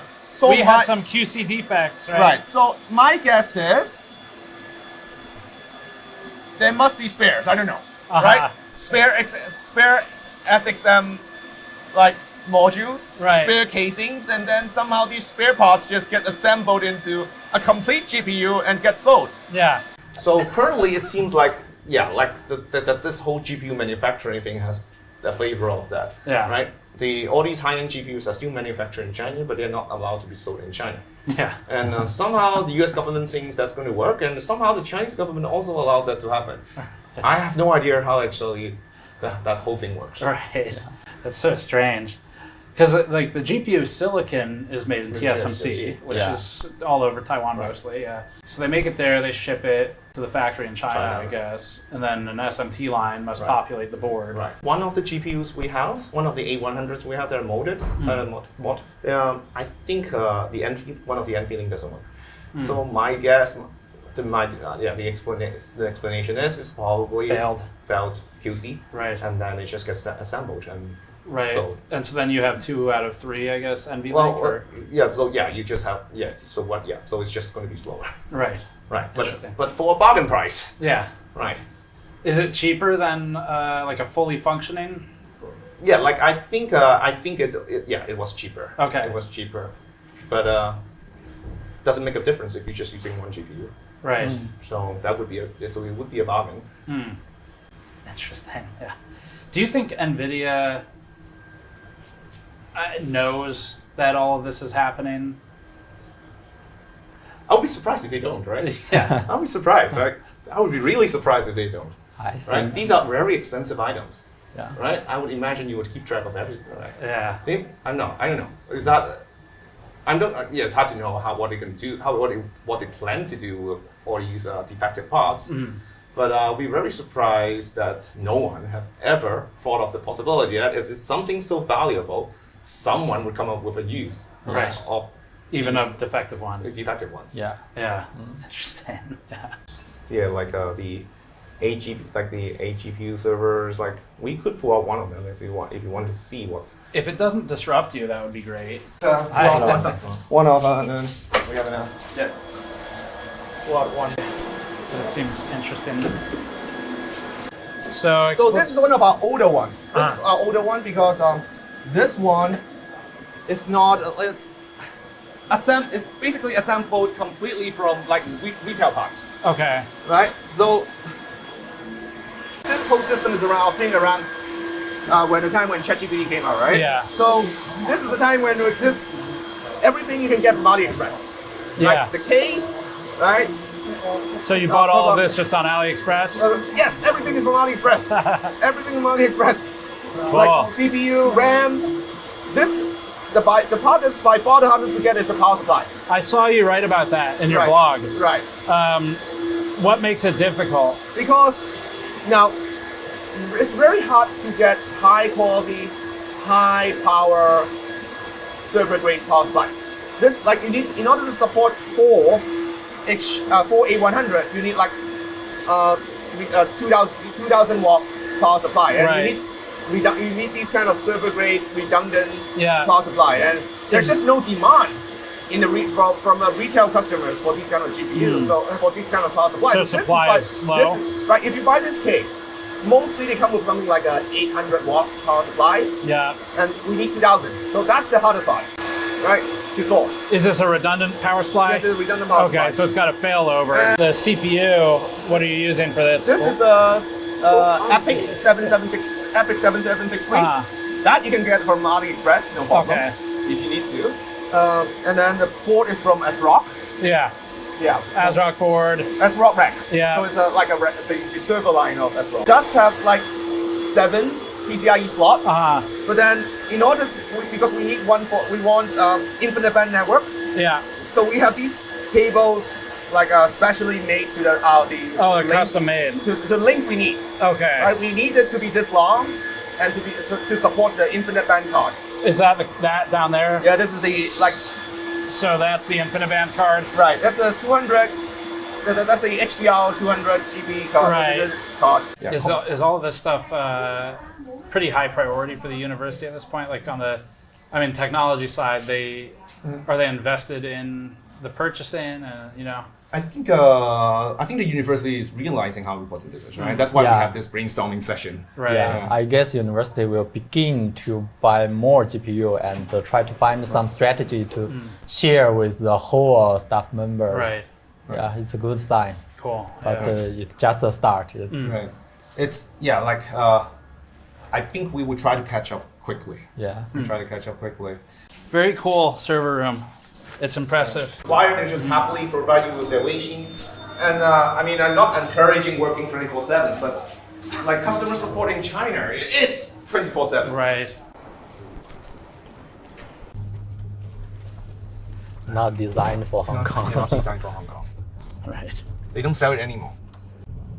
So Hong Kong is a free trade port, I guess. Yep. Yeah. But China mainland is not? Except Hainan, right? Except Hainan. Yeah, Hainan. And some part of Shanghai also makes similar policy.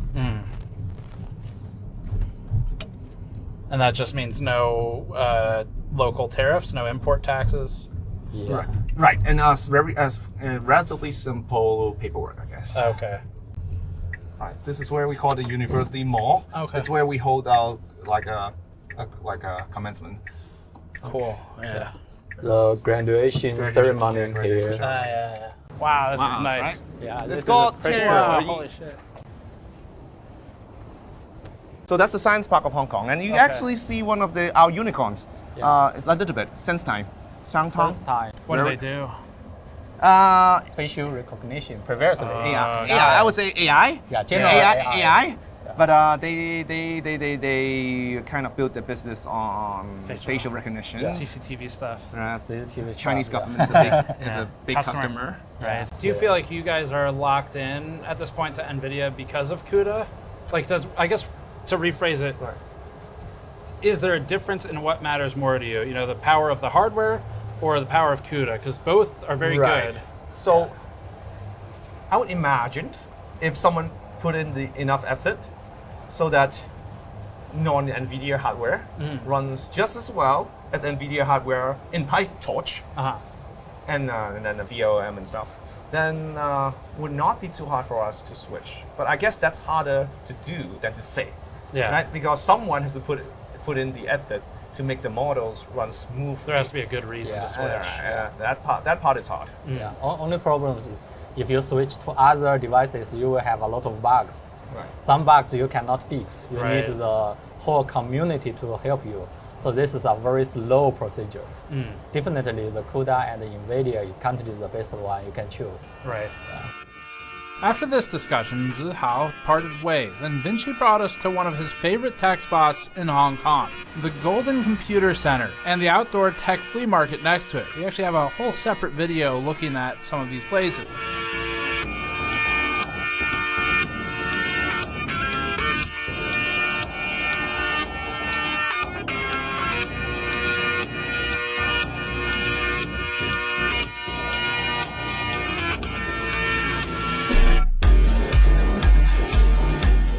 After this trip, we asked him if we could go find some supposedly banned GPUs, like the RTX 5090, except available in public, where in theory you shouldn't be able to find it.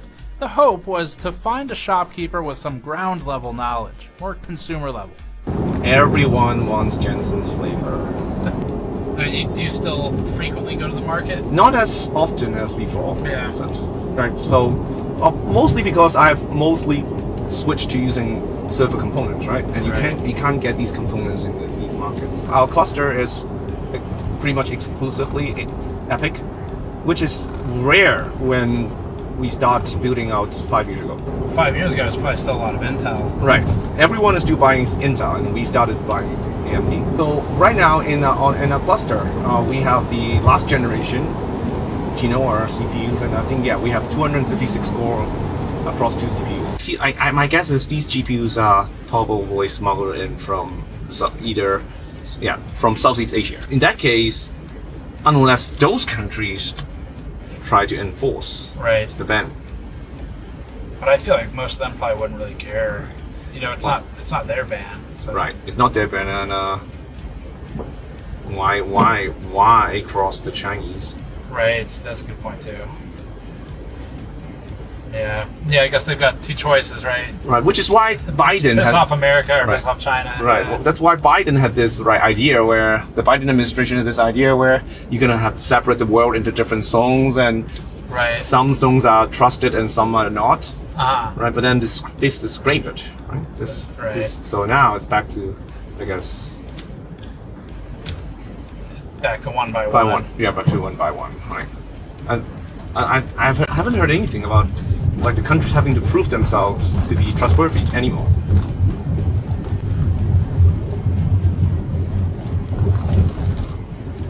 It must be frustrating for Nvidia on some level, because I'm sure they would rather much that they can just sell whatever they want to China.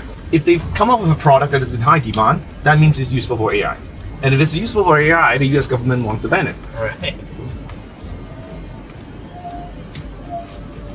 Yes, in terms of stopping China from building a comparable GPU cluster to US. Right.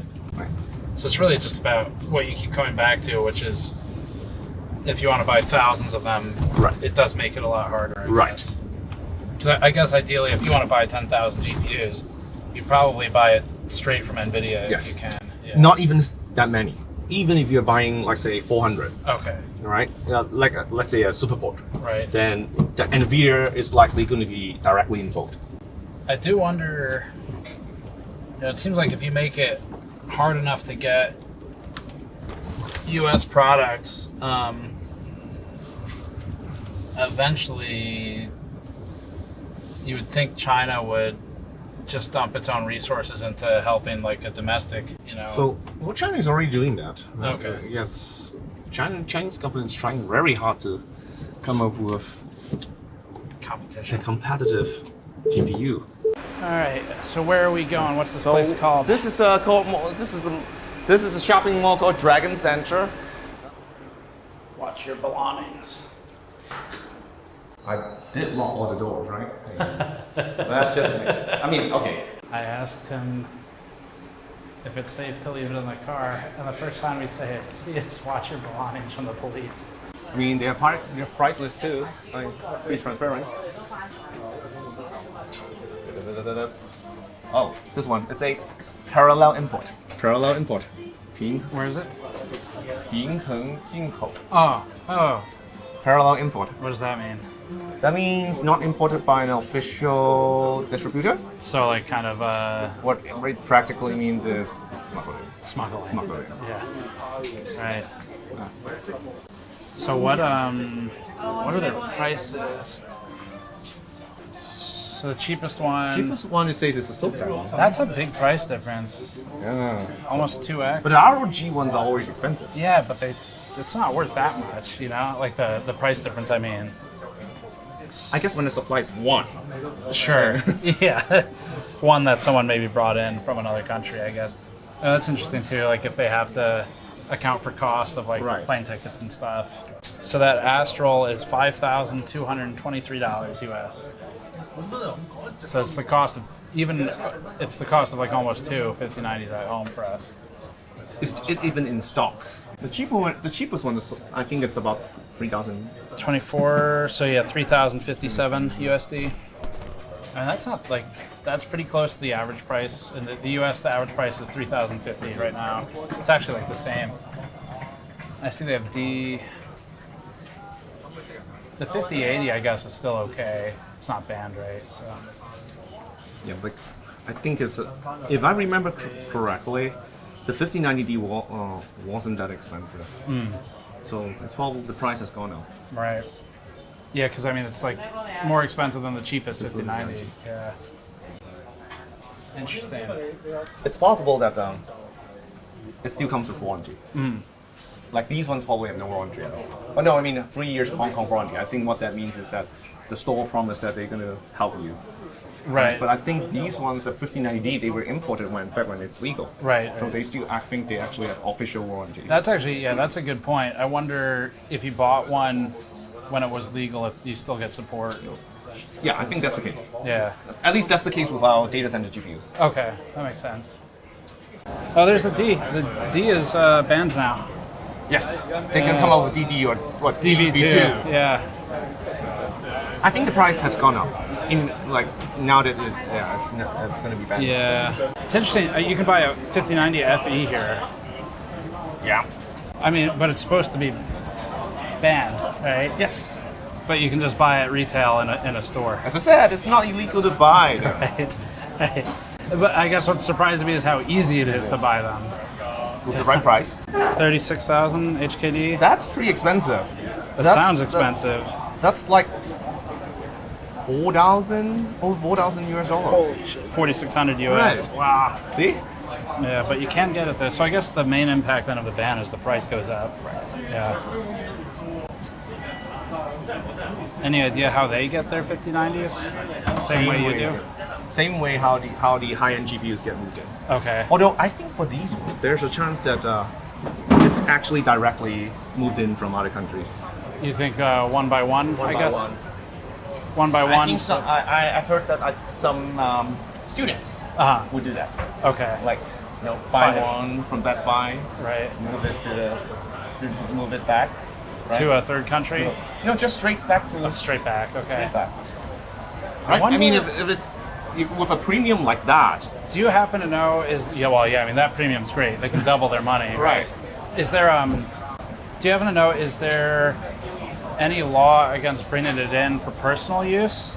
In Hong Kong? No. I mean, like, from the US.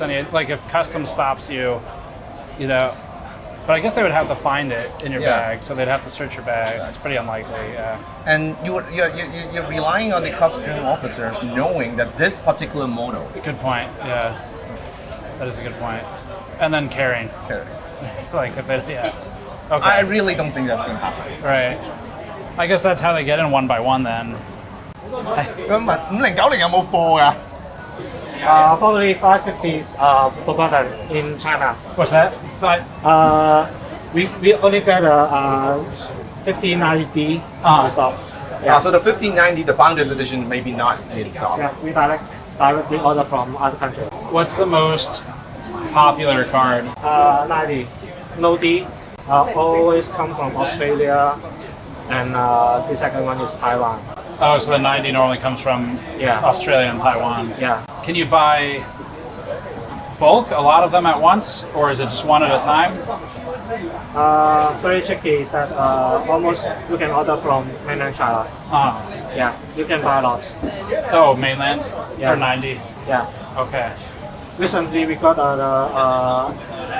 ad from Facebook that are selling in Mongkok. They will provide lots of 90 only. Okay. Is it expensive? Very interesting. 90 only, sometimes cheaper than 90D. Okay, wow. Do you guys ever sell like RTX 6000? Or is it too... Because RT 6000 we got ADA edition. ADA, yeah. Yeah, ADA edition. So replacement will be ADA edition. But no Blackwell. Yeah. Otherwise, also from mainland. Right, okay. Interesting. 5090, do you have to get it from a different supplier than 80? Some models yes, some models no. Okay. Because the card problems, the distributor only can send back to the original page. Got it. Yeah. But local distributor, they can do DOA or RMA. Okay. Yeah.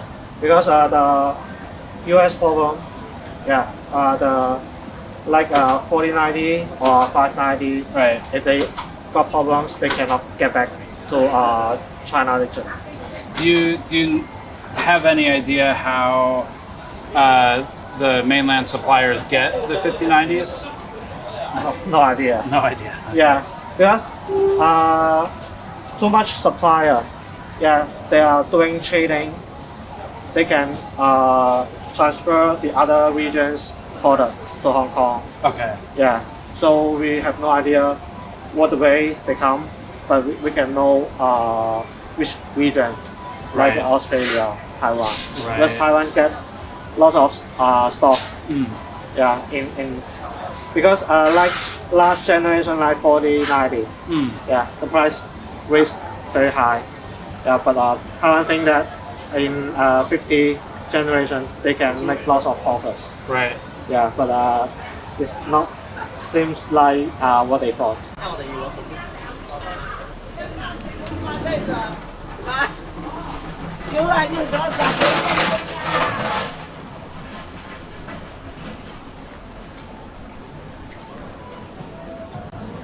It is still funny to me, just like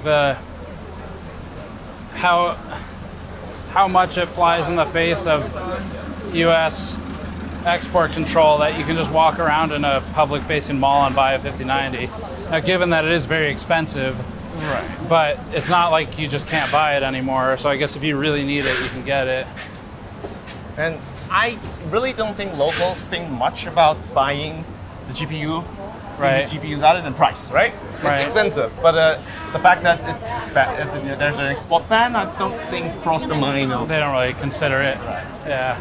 With that, we wrapped our first full tour of Hong Kong. The city was impressive and filled with character and culture and GPUs, apparently, because one of our next stops sent a message the night we were planning to hitch a ferry to Shekou Port in Shenzhen. He told me they had just received a batch of GPUs to their Hong Kong warehouse and that they were en route to their Shenzhen facility and that we could buy a GPU as soon as tomorrow, as long as we wired him money immediately. That seems like the responsible thing to do, and because it's fully above board as a buyer, and because he also texted me a photo of an RTX Pro 6000, which was very intriguing since it's Blackwell, we decided the best way to learn about buying export-controlled GPUs in China would be to just do it. So far, all the contacts we spoke with were aware that some form of factory repurposing, theft from the line, QC reject repurposing, repair, and actual by-hand smuggling are involved. But none of them knew for sure how the GPUs actually move. To get closer to the source of the movement, we decided to wire those funds and get an address. You there? Steven. Yes. Is this Steven? Yeah, how's it going? Oh my god. Alright, you ready? I'll help you here. Yeah, so I've got $3,289 going out. Perfect. Yeah, that'll be from the GN account. And then it's going to and their bank. And then account number is Swift, I guess is what you need probably. Okay, good to go. I will get this done for you. Perfect. Okay, thank you. Alright, have fun, be safe. Thanks. See ya. Bye. We'll see if the money's gone in 2 days. So that'll be our next adventure.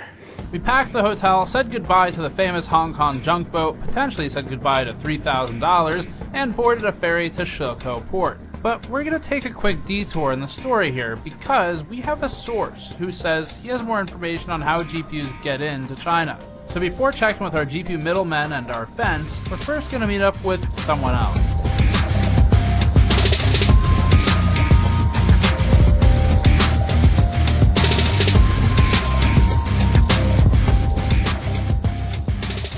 Next up, we took a couple-hour car ride to Huizhou to meet with a guy known as Mr. 5. Huizhou is a city with some serious grit.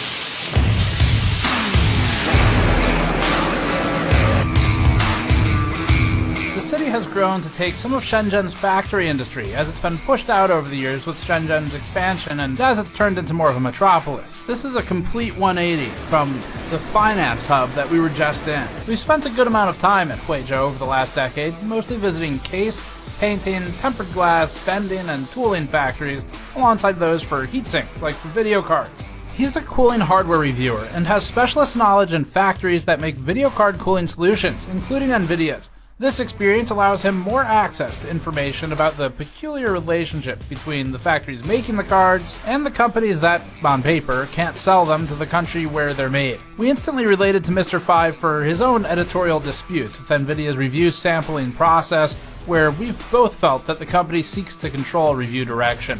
His username is 51972 on Bilibili. Even if you can't speak Chinese, you should check it out, because he's got charts, and everyone can read those. Most of this interview is in Chinese, but we've transcribed it in subtitles, and there are English sections as well. The next interviews will be a mix of both languages. Okay, so we are joined by 5. That is his English name. I noticed when we came to China in SEG E-Market, I noticed a lot of 5090s。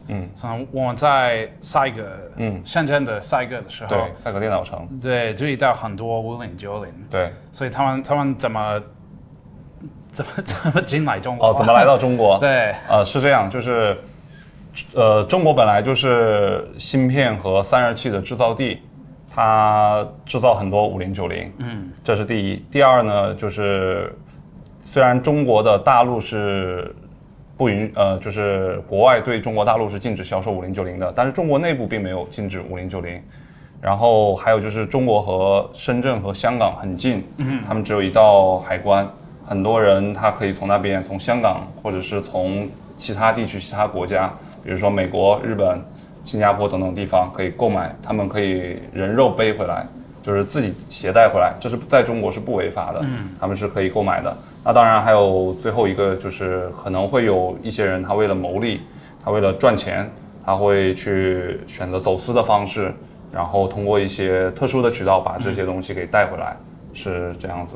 Do you think most of the banned GPUs come in one at a time? 你觉得大部分的北京的 GPU 他们一个一个来？它有很多形式了，就是我们中国有一个特殊的职业叫做黄牛，它可以每天往返多次，它可以每次都带回来，它也可以去组织人，就是大家一起去香港购买，然后赚差价，可能一张卡它会有500人民币到几千人民币不等的这样的一个差价，然后会通过这种手段去外面去购买带回来。那这种行为，严格意义上来说可能是违法的，但是，总是有操作的空间吧，应该这样解释。然后它可以组织不同的人去从我们深圳到香港，或者是到其他的国家地区，然后购买回来。当然了，这里面还会有一些其他的渠道，比如说，留学生他也有可能也可以带回来的。这个东西其实我们中国国内对5090并不禁止。几个月前，背一张5090从外面背回来的话，可以赚到差不多2000到5000人民币的一个差价，可以赚这么多的钱。那最夸张的时候，一张5090就是在今年春节刚刚发售的时候，我们可以赚到，就是比如说我们从海外带一张回来，可以赚到1万人民币。所以就是它的利1.509吗？对，一张就可以赚到1万人民币，所以很多人都会觉得，我如果出国有这个机会，就一定会额外买一张回来。那中国的5090只有从5月份、6月份开始，它的价格才在下跌。那现在的话呢，它距离 MSRP 还是有一定的差距的，它现在还是卖到，就是一些 AIC 的一些次旗舰型号，还是要卖到22000元到25000元左右，所以它还是有一定的利润空间的。所以就是因为中国有一句古话嘛，叫做天下熙熙皆为利来，天下攘攘皆为利往，就是大家都肯定还是最主要的目的就是有利润可以赚的。然后还有一个点就是，刚才忘记跟你补充了，就是很多5090它其实是中国就是 Made in China， 它其实就是本土制造的，所以有一些品牌方，它为了去处理这些芯片，为了不去走很长几个月的海运，快速回笼资金，因为我们知道从中国到美国如果要走海运的话，可能要1个月2个月，很浪费时间。但是它如果在中国本土销售的话，本土消化的话，它会很快就可以被这里就可以转化掉，就可以卖掉，所以它没有资金压力，它就会选择在中国就地就解决了。It seems a little bit weird that these products are made in China. They're made here, but technically they're not allowed to be sold to here. 所以好像有一点奇怪，因为中国的工厂做这种产品，对，就是他们正确的说不能。不让卖，对，是的。所以你觉得，这个问题就要涉及到政治了。政治的话，我们不好评价，但是我觉得 So essentially, China is the leading manufacturer for thermal solutions, but once you get into politics, it's just something where you don't have much control. Right. And given the entire global political situation, this is not a surprise anymore. So even though on a logic standpoint it doesn't really make a lot of sense, but it's politics. Do you think Nvidia knows about this? 你觉得Nvidia 知道这个？当然知道呀，这个是当然知道的，但是就是它是怎么说呢？睁一只眼闭一只眼。It's like you turn a blind eye. Okay. Yeah, they're just turning a blind eye. 因为中国是一个很大的消费市场，太多的钱了。Okay. It's too much money to be made, so they're not going to address it directly or acknowledge it, but they know what's going on. Do you think Nvidia would want to stop it? 不会。No. 不会。Okay, cool. 最后一个问题是，如果我们的 viewers 要找到你的哔哩哔哩，他们应该去哪里 ？Where should they go to find his channel？ 哔哩哔哩搜51972就可以了。51972。5。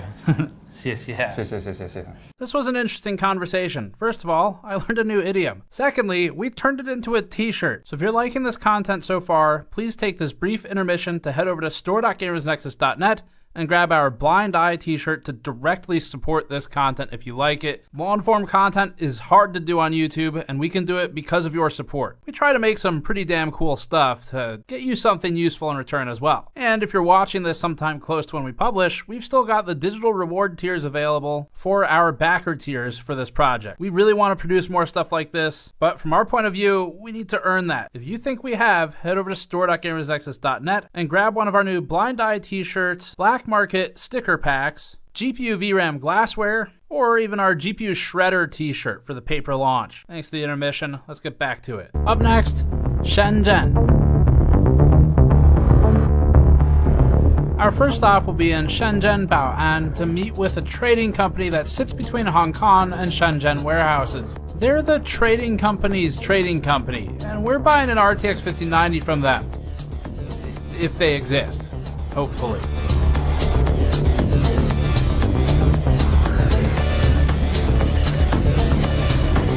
Shenzhen was a fishing village just 40 years ago. Now, it's one of the most technologically advanced cities on Earth, and it's grown unbelievably fast. Shenzhen got growth from pushing farming and fishing out and bringing factories in. Now, it's even starting to push some of the factories into the outskirts. Shenzhen has some extreme cyberpunk vibes with its mix of technology and surveillance. It has packed tech markets in Huaqiangbei, including some of the weirdest computer parts we've ever seen in our prior visits. There are entire buildings dedicated only to small phone repair shops with their own kiosks. Another building dedicated to a mix of computer hardware, gaming, and miscellaneous components. More still, for just integrated circuits, literally an entire building where people pretty much only sell things like capacitors and MOSFETs. And all of these places have people who know people. That's their job. Shenzhen's technological rise comes with it an uncomfortable omnipresence of CCTV and facial recognition, which feels more fitting today than ever before, now that we know worldwide government facial recognition is a big user of AI GPUs. We started the day by meeting up with our translator for the next 2 days, Raymond, who's helped us on factory tours for years. Because Uber doesn't work in China, since it uses the Google Maps API and Google is blocked by the firewall, Raymond was also our man with the locally compatible apps to get us places. This became especially important now that even cash is becoming less acceptable by some cafes and restaurants. Everyone's moved to paying with the WeChat app. With our ride booked, we're off to see if the wired funds turn into a GPU. 对吗？好，这个吗？对。好。We're gonna go meet our GPU supplier.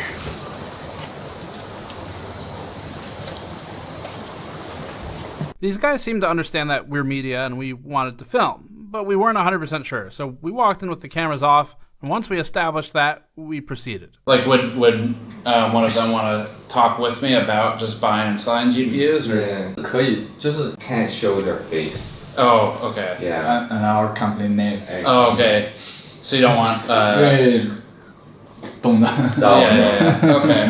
So we can talk about it, but don't show face or name, I guess. Yeah. Okay. Face or name or company. Okay, but talking about it's fine. Talk about it is fine. Yeah. Okay. This is the card, I guess. This is the one that. Yes. That I bought. Okay. Can we record this? Yes. Okay. Yes. Let's do that. 是新的吗？ Yes. Cool.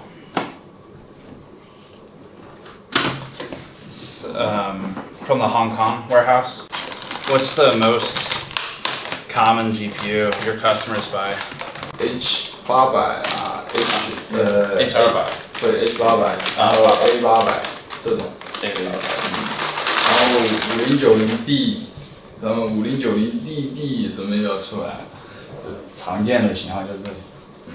已经有那个 Blackwell 吗？GB。对 GB 100 GB 200。听说过，GB 就是。可是还没有吗？没有。Okay.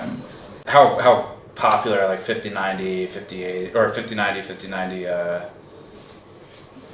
class cards versus the AI H100, H200? 就是那个卖的比较好啊，5090。游戏香港80。5090D 卖的好一点，我们主要是卖5090D，因为这个美国限制。对，这其实老实讲，5090很少出的。很少出。对。I heard the 5090D is like Nvidia stopped making it. 听说他们的5090 DV2 对吧？对，然后要再有点奇怪，要5090D 也不供了，以前是供给我们5090D 嘛，对，现在也准备不供了，然后说要再继续阉割一下，变成5090DD， 对 ，Double D， 我也觉得很奇怪。You sent me the RTX 6000。6000的，就是在这里还没有对吧？在香港。对，在香港。OK， 那是你第一个 RTX 6000的吗？不是，那个是在那个香港的这个总代手上，就没在我们的库房。Okay, they have it in the Steam. You basically buy the GPUs from a distributor. You mean the agent? Yeah. 对。Oh, okay. Yeah. Everything's through the Steam. Yeah. RTX 6000，这是我们的视频。96 GB, right? Yeah, 96. Yeah. What's the price in your country? 大概一样，差不多。哦，差不多。Yeah. 那你们买回去需要交税不？Do you need to pay the tax fee for Yeah. 加上税就是大概$9000。那还是蛮高的。 So I guess is the most common user like AI companies, robotics companies? They don't really sell to end users, it's more like trading companies. 都是贸易商。对，所以我本身就非常好奇，我说，哎，为什么？你们是贸易商吗？是怎么会美国贸易商过来买这个东西？ They don't usually get this type of inquiry, like single. Yeah, single. Purchase. We had talked about GPUs for like 40 minutes at this point. I guess they got bored and they started asking us questions, but we'll just include it because it's kind of a fun culture exchange. 你们是从美国哪个地方哪个州过来？听说过北卡州吗？啊，北卡罗纳。知道。北卡没听过。北卡有个大学。 Michael Jordan 对，打篮球的。对，北卡是在东部。对，东部。对。你的中文为什么这么好？因为我喜欢学中文。Does anyone buy AMD AI GPUs or AMD like go high end? 很少 ，AMD 其实老实说 ，AMD 的显卡都很少有 MI 用。 二手的以前有出过，但是新的高端的很少。因为没有 CUDA 嘛。对，没有客户喜欢。CUDA 知道吗 ？CUDA C-U-D-A。对，因为 AMD 没有，所以。对。Intel 的更少。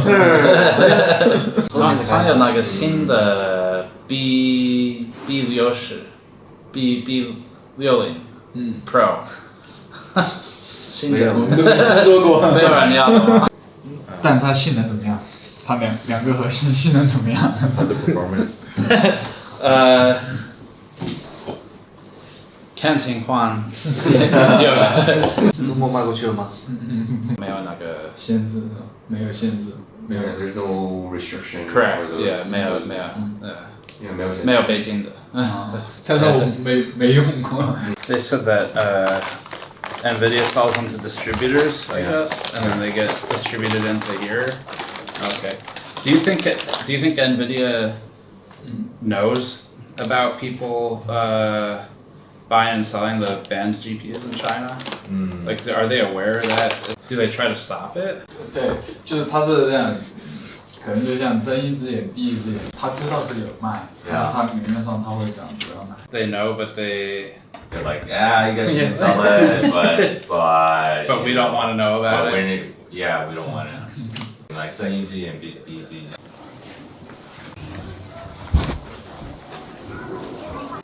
Funny, I wonder how many people they see walk out just with a GPU.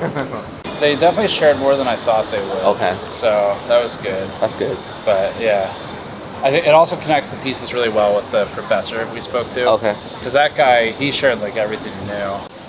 Yeah, I guess now we probably could just go basically back to Huaqiangbei is a little bit north of that.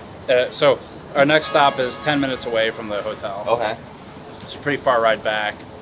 The next one is even more unknown. If they'll talk to us. Because you didn't buy anything from them. I didn't buy anything.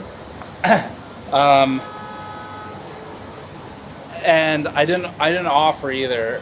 And I explained the whole situation. Just replied to every single message with okay.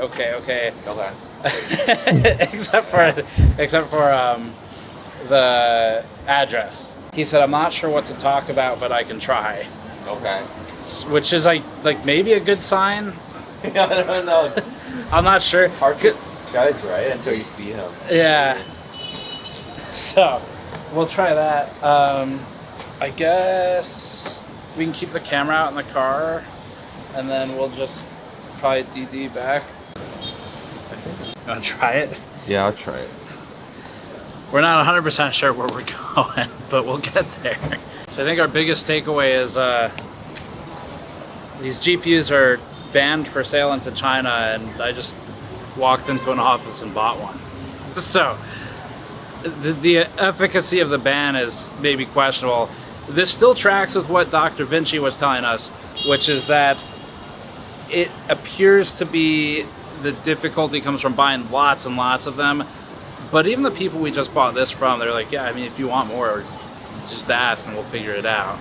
So the whole concept of this is a thing you cannot own or purchase in China, it really just doesn't appear to be as strictly true or simple as we might otherwise think from the surface of an export control or a ban. You'd think you just can't get it.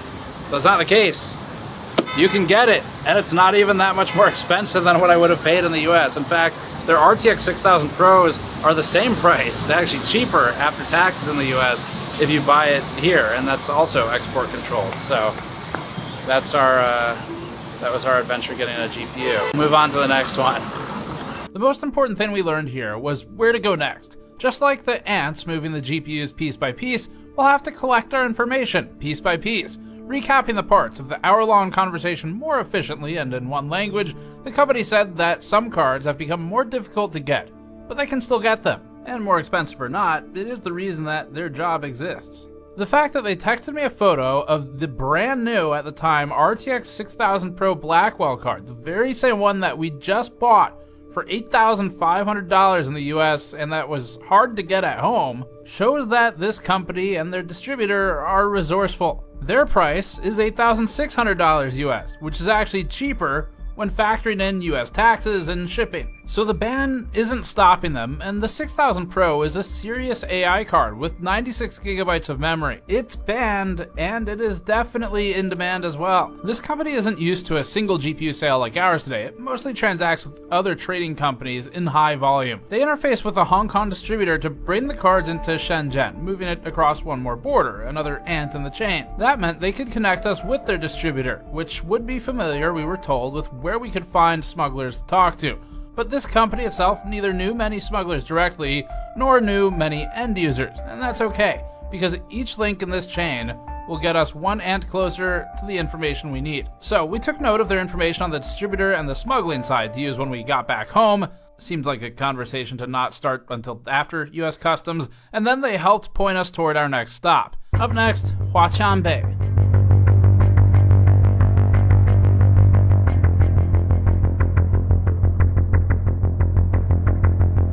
We hopped in a car and drove 40 minutes to meet up with a GPU trader we found in Shenzhen. Huaqiangbei is home to the world-famous SEGE market, or SAIGA, where we've found some of the strangest computer parts we've ever seen in past videos. Huaqiangbei has the highest concentration of technology and integrated circuits and electronics in the world, with a never-ending maze of multiple disconnected, multi-story malls specializing in all electronics. If your life depended on getting a complete product made in a single city block, Shenzhen Huaqiangbei is your best bet. Fortunately, this time we'll be with this guy. This is Vincent. His profile picture on a messaging app is Van Gogh, so he has a sense of humor. This guy wheels and deals with dozens of GPU trading companies near the bustling Huaqiangbei Plaza. He has a reputation around here for being the smooth talker.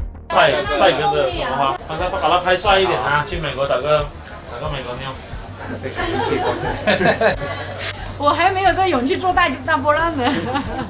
你做大波浪更好看。哦，显老哎。不显老，你还年轻呢。 Our first impression was that this guy knows people, and they already know him. And that's what we need. Vincent generally seems to have an attitude of getting shit done. But before we met him in person, we had some concerns going into this that it would be fruitless, or that no one would even be there to meet us. Alright, so second location to try and talk about GPUs for this one. No idea how this is going to go. I've been talking with the seller back and forth for a couple weeks, and every single response is 2 letters, okay. And so I don't know what that means. Raymond is going to try and explain the concept. Okay. See what I'm dealing with. Alright, let's go.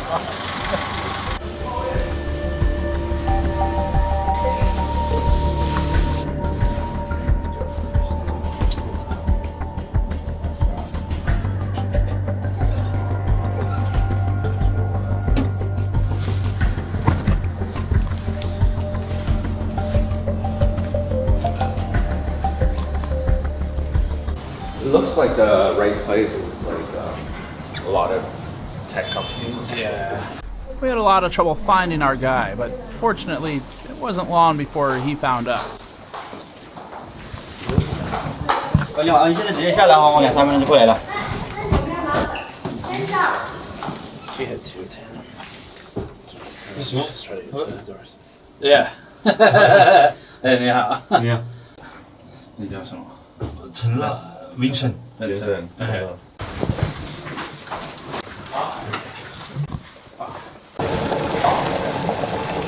啊，所以你有在卖这个 ？He's pretty open about it. Okay, Yeah, cool. whatever he knows. 那谢谢。没事，但是你说要说英文，我的英文又不标准啊。你会说英文吗？英文说不标准的，没关系啊。不很一般。在哪里学英文？在我就跟客户正常就贸易学的那几句，你钱给我货给你那种啊。Money pay me and give you goods like this. Is it difficult to get the GPUs? 货源基本上市场很多啊，就是赛格就很多了。你这里就很多。是赛格，前面赛格市场。哦，赛格市场 ，OK。对。There's a lot of inventory. At SCG. So does he like just buy and sell? Is he a trading company? I guess. Yeah, he's a trading company. Trading company. Yeah, okay. 贸易公司对。So mostly from. Yeah. How do the GPUs normally get here? Like what's the process normally for them to actually?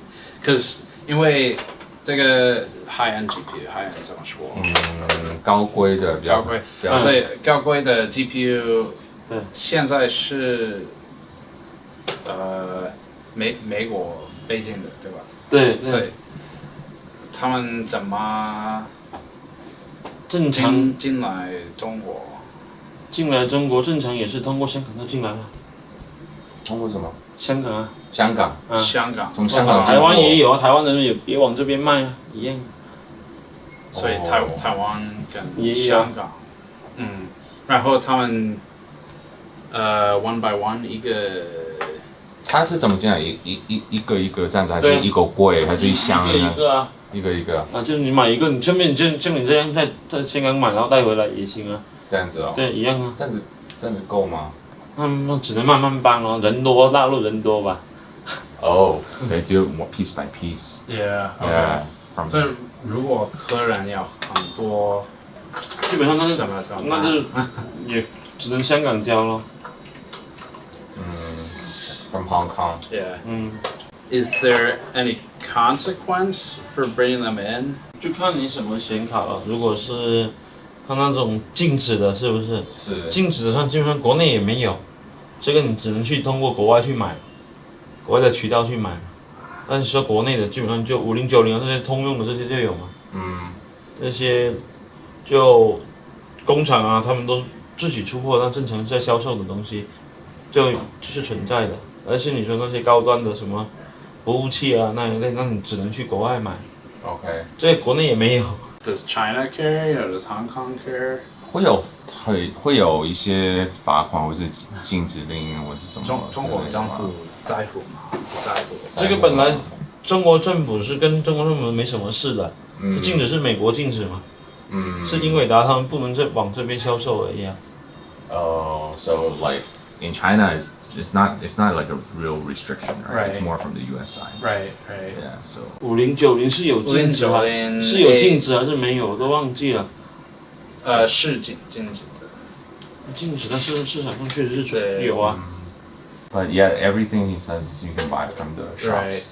等一下你也可以去帅哥拍一下，就有帅哥就有啊。各自就是每个人个人的渠道我们就不知道，但正常我们可能就从香港买一点啊，比较近嘛，就这样。Yeah, like he doesn't exactly know where, but like Hong Kong is like the most closest and most common. Yeah, it's easiest to bring it in. What's the normal like order amount? Like how many cards does a company normally buy? 平均买的卡通常是买几张？正常像我们就很小了，我们可能1-2张而已。1-2张。1 or 2. Oh, wow. Single units. 最常要的是哪个 ？Like 比如说 A。没有，我们这边可能畅销的可能就4090，稍微还可以，其他的就像5090太贵了，没人要。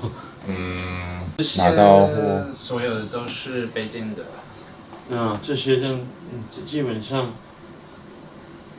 409就是比较常见的嘛，像 B100、200这些都没见过的。就是没有H20啊这些都看不到，没见过的。正常就是4090、5090这种就正常，就是这种游戏卡的基本上能看到。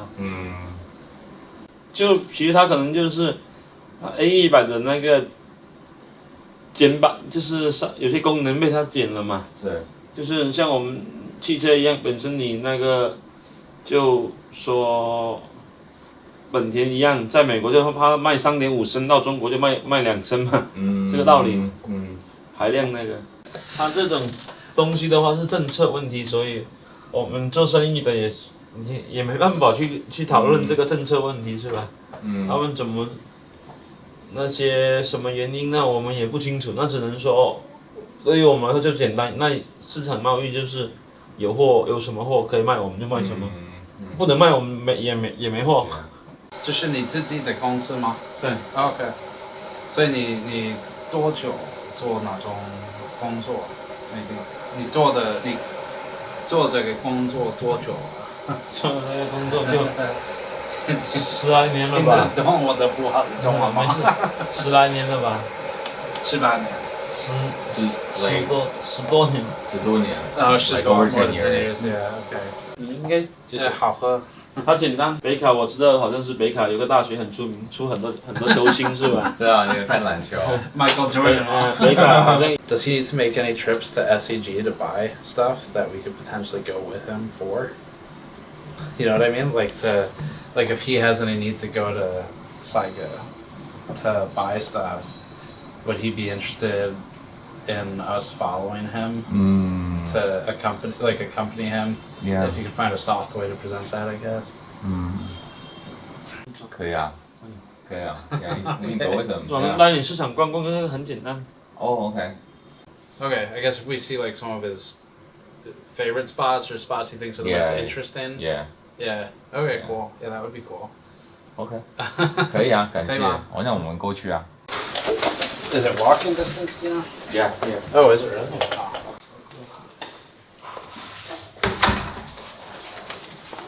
对自媒体，我们也是有兴趣，只是说不懂这一类，正好接触一下就。有兴趣是你自己想的？我自己有，那就是好奇闹着玩的那种。因为自媒体它这种。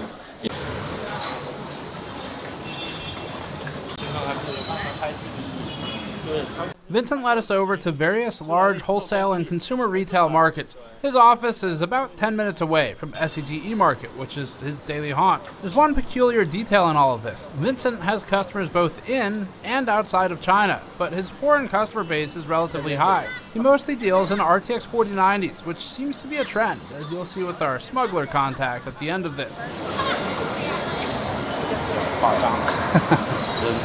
That means Vincent is buying 4090s that either never left China, but were supposed to, or were likely illegally exported to China, which would mean he is then re-exporting them to his foreign customers. It's like an infinite loop. He's an interesting guy. He talks about multiple business ventures in Uganda and Kenya.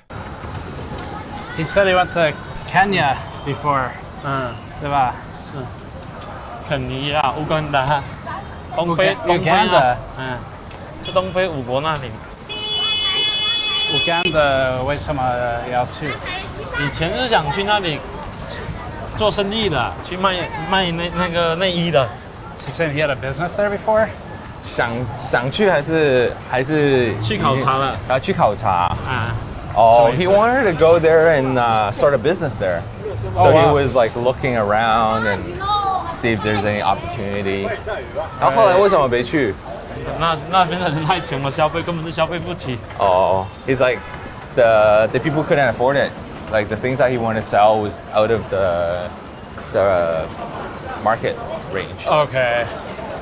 Too expensive for the locals. Yeah. 反正你现在去家里也没人。我们现在还有一个老乡在肯尼亚开牛肉店。牛肉店？火锅牛肉开牛肉火锅。火锅。He used to work as a shopkeeper in the mall itself and would interface with factories or anyone else who wandered in. Just talking about his business. Yeah. Yeah, it's pretty simple to set up a business and start running a company like his. Right. So low cost, and then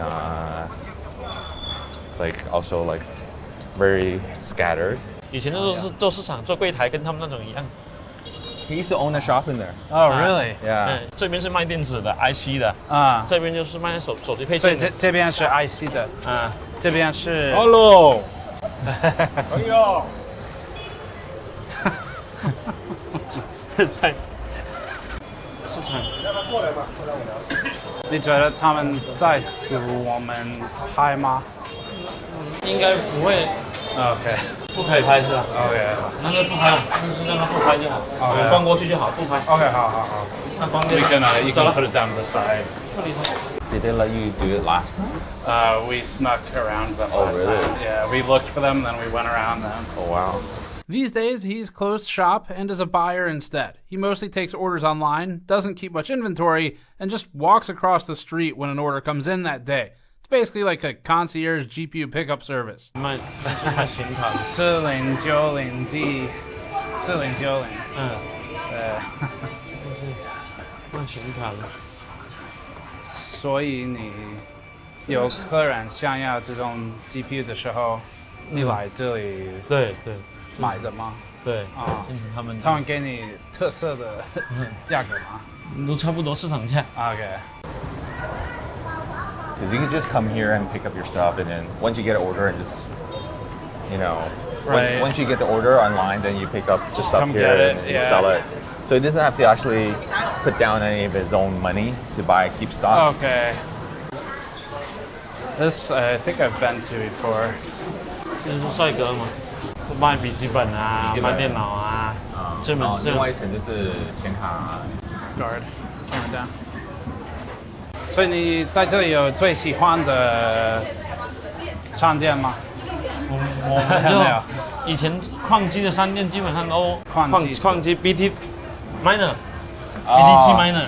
BTC miner. Okay. Mining. Vincent did what we soon learned he does best, which is connect us with people. He brought us to a friend of his who sells Bitcoin mining hardware and GPUs. 他们这种是做自媒体的，不是现在跟他们搞试试看的，他们那老外玩自媒体怎么玩。你好。英文讲那么好？没有啊。你有5090吗？啊5090有吗？就是好奇经常多少钱？This is where we learned the relationship. She thought he was bringing us here as customers, so she didn't want to share his cost with us. She said it's up to him to tell us what the price is, and then she'll tell him the cost. 我等一下我发给他。你直接跟他说是没事的。我看一下帅哥的。Okay. Yeah, A1000. What? A1000. 现货多少钱？ Where's that?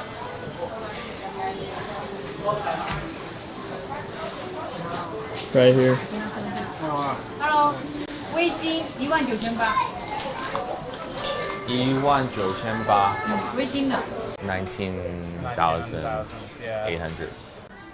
That's not bad, honestly. Like that's pretty close to U.S. pricing. 2,600. The average price for 5090 right now in the U.S. is $3,054. It's actually like cheaper than average.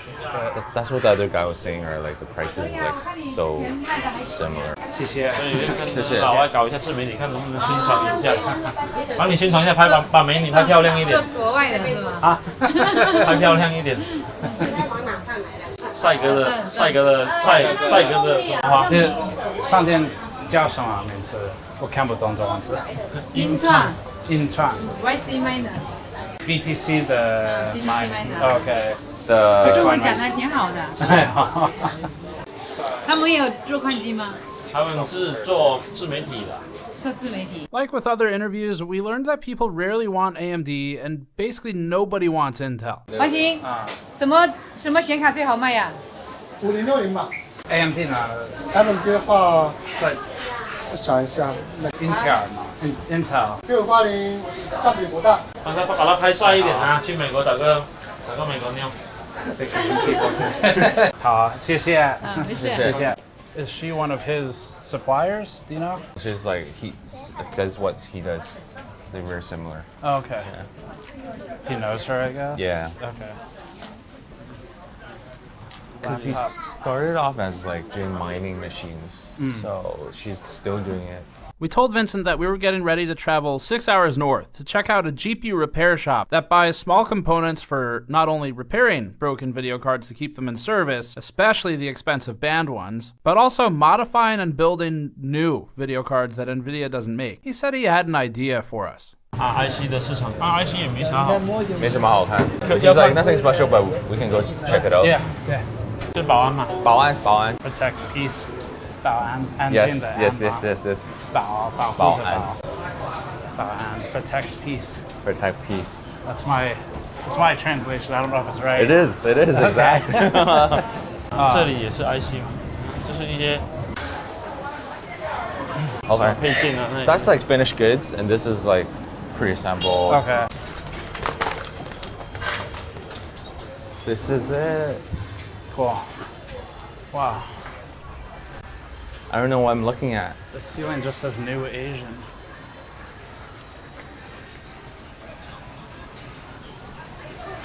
I don't think I've ever been in here before. This is cool. Yeah? Yeah. MLCCs, capacitors. You find those on GPUs everywhere. SMD, service mount device, DIP.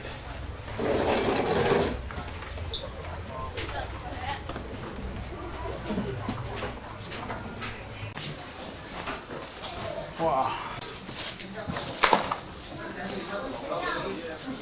做咩會撈而家播咗呢？好像拍宣傳片而已。是坐，没事的。你是他的客人吗？他我堂弟。你好，你在这里卖什么？做这个IC 吗？IC 哪种？大部分都有。OK， cool。啊，你中文说的这么好。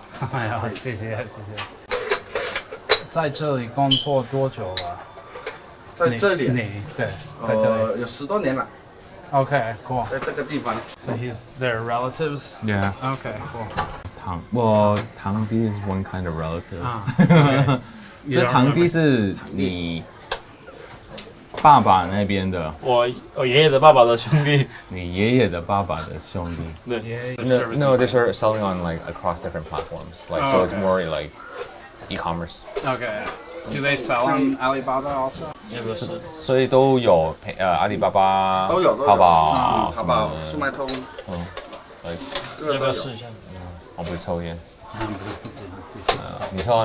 那真正的说采购是工厂。工厂。加工厂也有啊，代工厂也有。所以你的客人就是不会那么散，就是你如果是工厂跟你下单的话。我的客人是比较散。比较散。我的客人比较散，因为我什么课都有。因为你是在各平台，像这些都是集中一个地方给他们采购的。啊，你明白吗？肯定好像不是很明白的样子。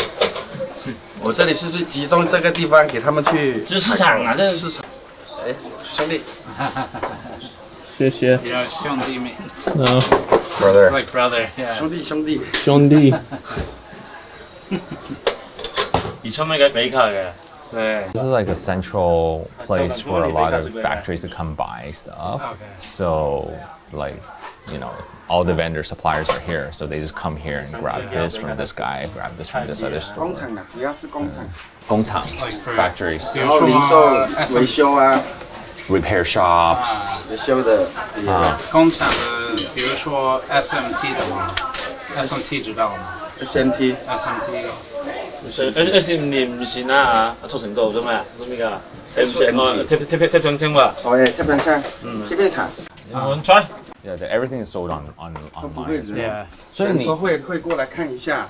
对，但是对啊，就是如果网络下单，为什么要过来这边呢？那你肯定要过来看一下。你看一下你。这是有没有这间店那样子吗？实体店啊，或者说你这个环境怎么样？哦。都佢唔算。所以他问我主要做什么，我什么都有，什么都有接触，明白这意思吗？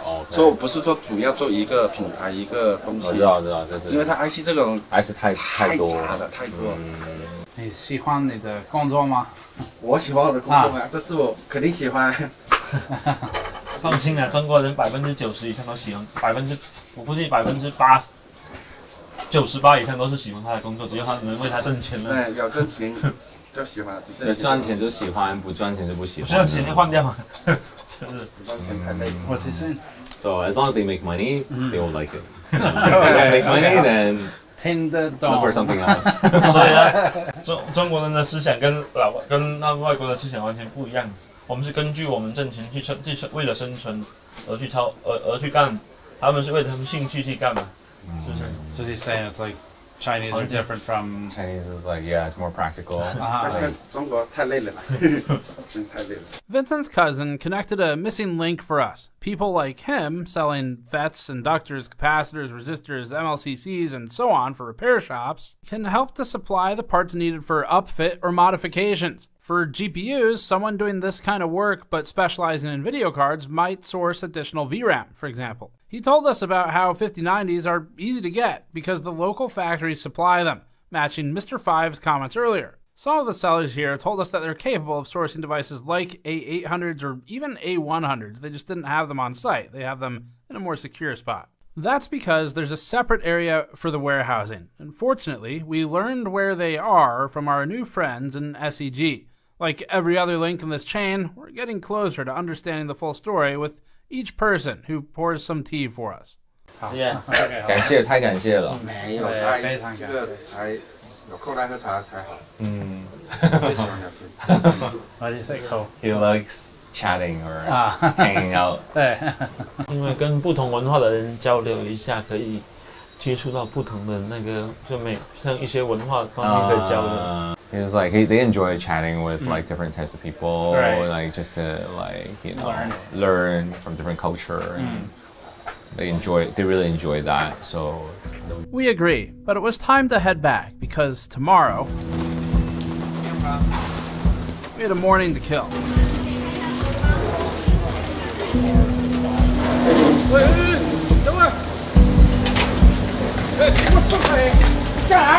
We wanted to find those warehouses to figure out how many GPUs there are. This seems like the right area. You can like breathe hot air on it and it'll help equalize it.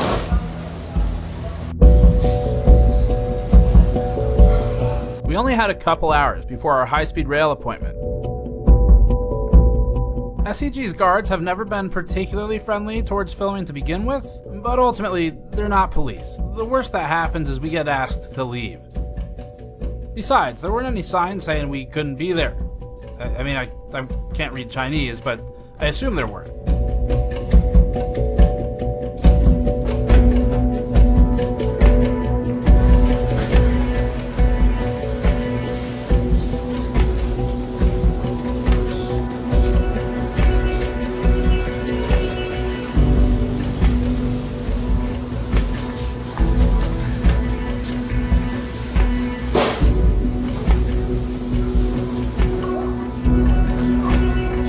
Freight elevator looks promising for the warehouses. Yeah.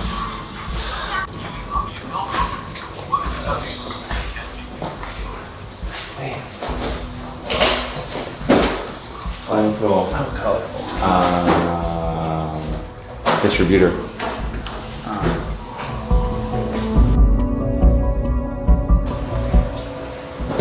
What you were thinking?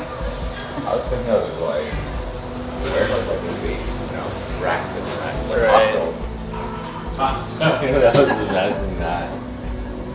I think we got our GPUs to the left, and these cartons, if they don't have it, they come here, and they buy it from these warehouses, which are on the upper floors in the building. And they just have a carton. There's like probably a dozen tall, and about the same deep cartons where each one should have 5 or 6 cards in it. And then all those feed into Saiga, and they get distributed to the Alibaba sellers, like Vincent, and then get sent out from there. So it's a lot of GPUs. Not all of them are banned, but I did see a couple 5090s. So. Motherboard. Yeah, motherboard. Yeah, I just didn't expect this. It was this like kind of secretive. Yeah. A little bit more mysterious. No lights. No.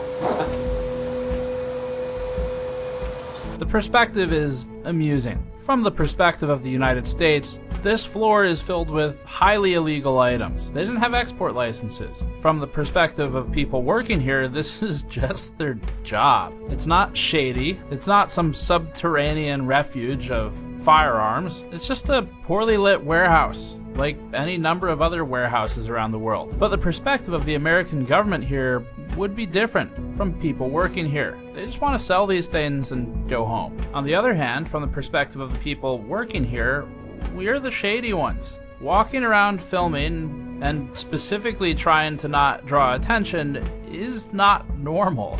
We're just noticing how nobody cares that we're here. Nobody gives a shit. And that is called foreshadowing. It's all individual companies, all these doors are different warehouses. Should we go up to floor 6? 6? That's what you got. The feebleness electricity well. No idea. There's a couple of GPU cartons in there too.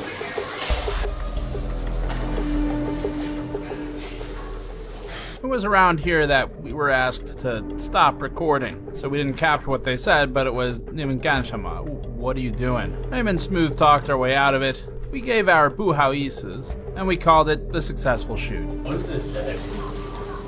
They're like, you can't record in here. It's not like you have to get permission to record here. So we're just documenting what we're seeing, just for fun. Travel vlog. Yeah, travel vlog. Travel vlog. Yeah.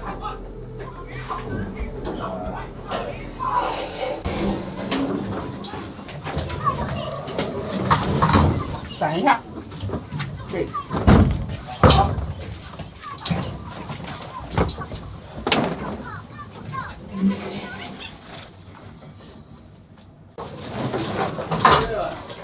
Yeah.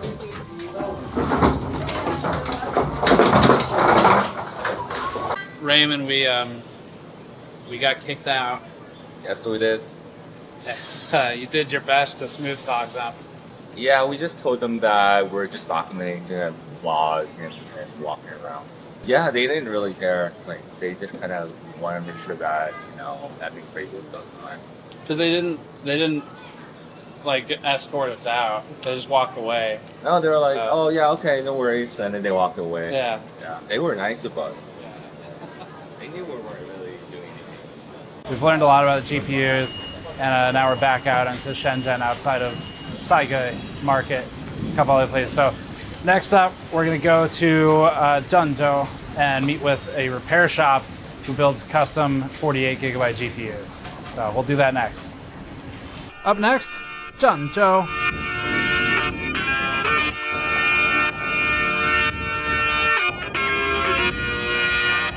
We regrouped with Raymond and left Shenzhen, and we headed to the biggest train station any of us had ever been in, Shenzhen Bay, which is a high-speed rail station. For the journey ahead, we had a 5-hour, 50-minute, extremely comfortable high-speed rail ride up to Zhengzhou.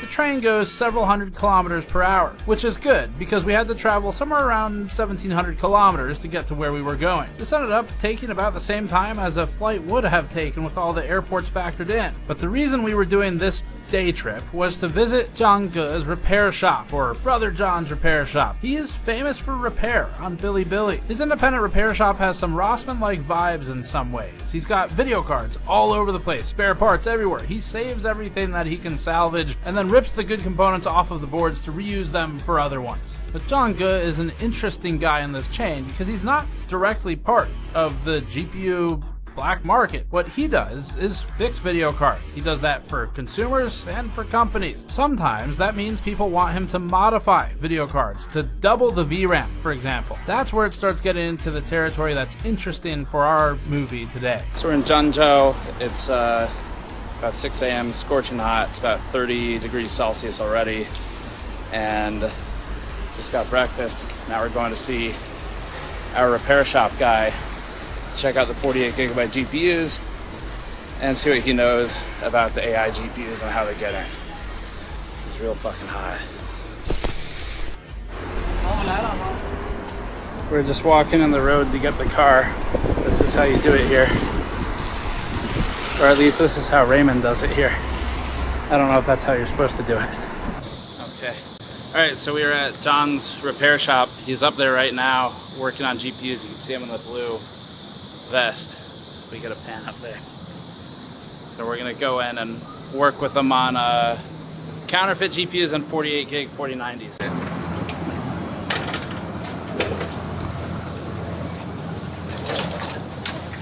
Hey, 你你好。我是私立方。你好。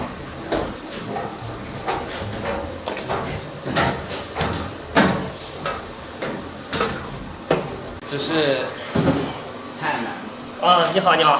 这是 Raymond。你好，你好。翻译的。好。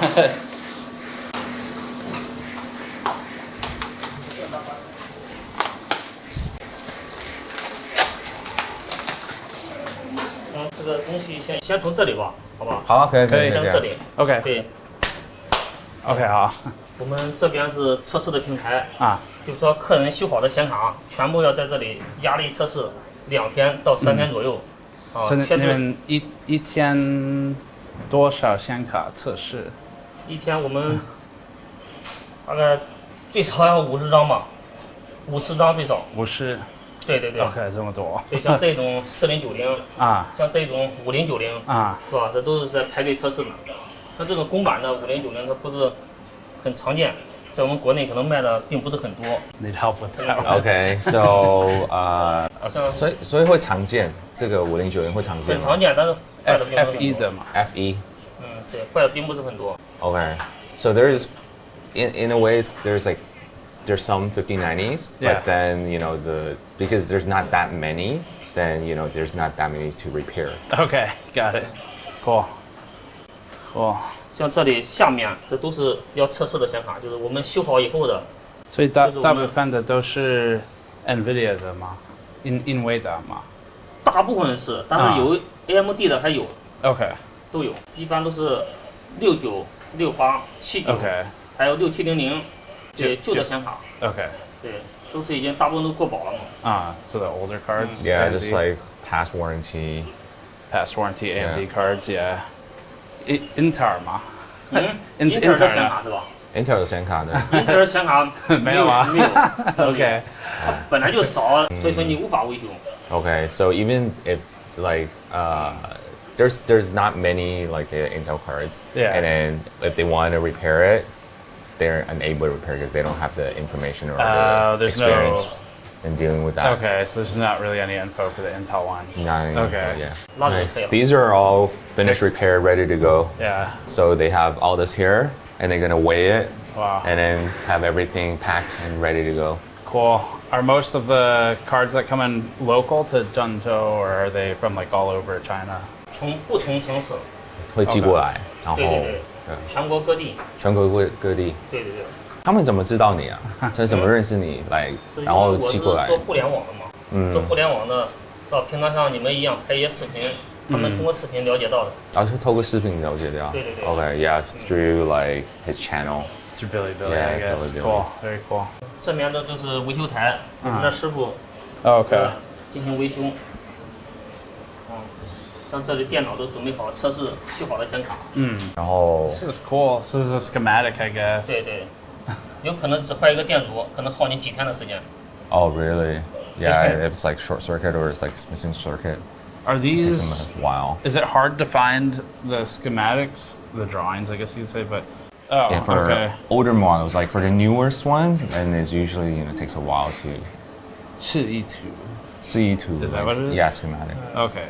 Do they ever do GPU swap? 比如说 GPU 坏的，拆掉。对，可以。再找个好的装上去。在另外一个卡。放的。可以的。听得到吗 ？Okay. 比这个简单多了，这个。Really? That's the easy part. Oh, really? Okay. It's a lot easier than doing this. Okay, so this is actually one of their main fixes. Swapping the the GPU. Cool. That's what happens Cool. after a long time usage. Right, like so that's one of the things that they have to Very cool. face. We spent another 2 hours touring Zhangge's shop. It's pretty amazing. We actually have a full separate video that we're gonna put together and publish. It's gonna take me forever to translate it. And we'll do that because we hit our stretch goals on the fundraiser for this movie, where we said we'll post a full separate breakout video just of his shop because it's so damn cool. But the real reason we're here for this specific topic today is to see how these cards are modified. Because if there's an export ban on GPUs going to China, then it becomes critical for China to be more self-sufficient on keeping those GPUs that they do manage to get in service. Most of the repairs are more typical things you'd expect of soldering. There's board heaters, soldering irons, surface mount components gathered from suppliers nearby, similar to the one that we saw in Shenzhen, and a lot of test stations. But one thing that's unique to China, and especially to this shop, is the ability to take an existing model video card and completely modify the SKU into something that Nvidia doesn't even make. Nvidia is intentionally restrictive with how much RAM it puts on cards. Part of that is to upsell people to more expensive model. Actually, that's pretty much all of it. That's basically why they do it. But at shops like this one, they double the VRAM on some of the cards that come through. It's a fully custom SKU. So we wanted to see if he had one lying around that he could show us, and he did one better than that. 你在这里有48 GB 的4090吗？我们可以现做。 They can make one right now. Okay. 对，我们可以现做的。Okay. Did you want me to make one? If he feels like it, if it's not too inconvenient. 所以真的可以现做吗？可以啊。对啊。4090 48G 的，就是从24G 就是转变成48G 的过程。 我可以展示给你们。He could do the from 24 to 48 gig. That'd be cool to see. Right now. Yeah. Yeah. 很简单的。可以啊，可以啊。可以吧？可以，感谢。可以。来前进。 So I think we're gonna make a 48 gigabyte 4090 right now. I think that's what's happening.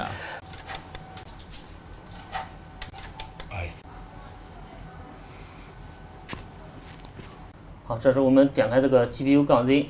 4090 24 GB. This is a 24 gigabyte 4090 that's been through a lot of repair steps. So if we zoom in up here, they track the repair history on the card in order. So this is 1, 2, 3, 4, 5, 6 repair steps. The board's been through a lot. It originally didn't work at all, and then they had a memory problem. They had some other problems in between here, and now it's actually working. I think that's what that OK is. And so it's functioning now, and you can see it even turns on. So it's a 4090, and it's got all 24 gigabytes detected. But because this board has been through so much, how you call it, like trauma or something from repairs, it's going to be better to harvest the expensive components and put them on a new board, so they don't have to worry about if it's just going to fail again in the future from something else. So I think the next step is maybe going to be to put the extra memory on it to go to 48 gigabytes. So. OK， 好，谢谢。我简单的给它跑一下测试。Okay. It's gonna run a quick test. Yeah, for Mark. 440瓦。对对。已经到了450瓦。What's like the success rate of the swap for him? 那你换掉的时候，那个几率高吗？就是那个成功率。 成功率能占到99%。哦 ，OK， 哇。对，但是就怕那个1%。Okay, yeah, there's still like a 1% chance. That's really good though. I mean, yeah, that's impressive. 好，这时候我关掉吧。Cool. 关掉以后，咱们就把它拆掉。你所有这些的维修自己学的吗？自己？对，自学的。哦 ，cool，OK。无论有没有修好的显卡，都要找这个东西装起来。OK。 Protect it. 这个是因为防止有静电。哦 ，OK。对，防止有静电。To protect from static. 对。Oh, ESD. Okay. So it's protecting it from static electricity with the cover on the PCIe slot. And now we're gonna go into the lab. So this is the repair lab with stacks upon stacks of GPUs. They test about 50 a day here. Because Nvidia doesn't make a 48 gig 4090, the repair shop has to source its own PCB. It needs something that has enough pads for all the memory modules they're adding to it. They work with a third-party supplier that builds a PCB, uses an SMT line to place all the VRM components, and has the extra wiring, circuitry, and pads to support 48 gigabytes of memory. That's what you're looking at here. It's a custom board just for this. Cool. 这个就是18G 的 PCB。这拿着这个就拆一下了。 So I think they're gonna disassemble it now. They're just showing us the PCB. It's made custom. He said you just buy it from shops. They all have it, and he was saying they're very common here.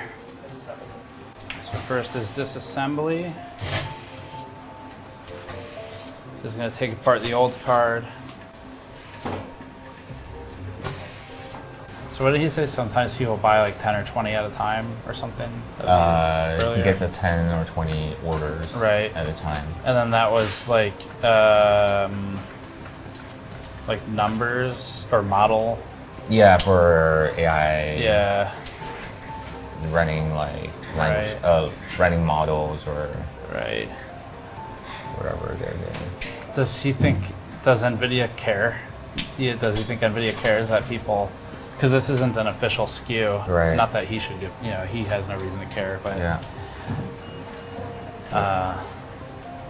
那个原厂啊 ，Nvidia 他们啊，就是他但是也不会说，哎，你们不要这样子啊，就是。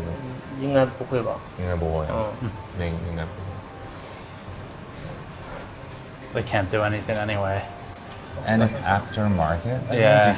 It's kind of like souping up your car. Right.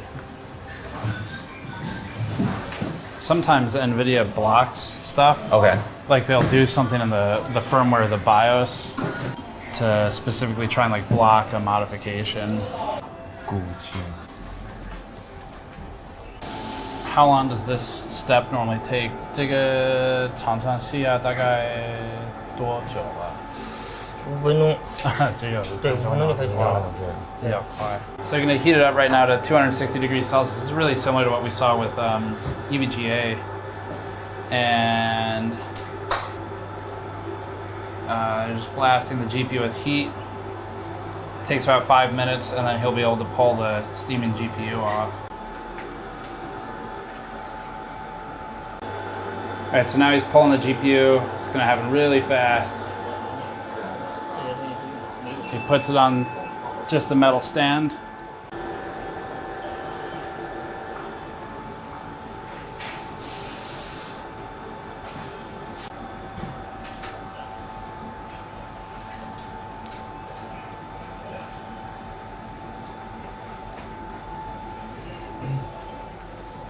So 咱们去取这些显存的时候都要用到了。所以 memory. Yeah. So now they're using a board heater. You can see that there's a temperature reading on the front, currently at 133 Celsius. It's going to heat the board, and then he's going to use the hot air station, which is up and right underneath a benchtop power supply.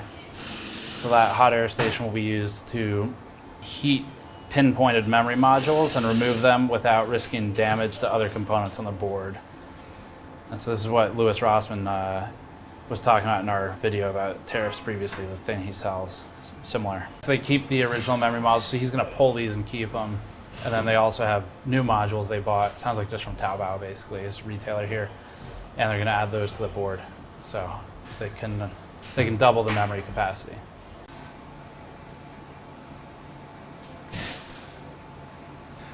Cool.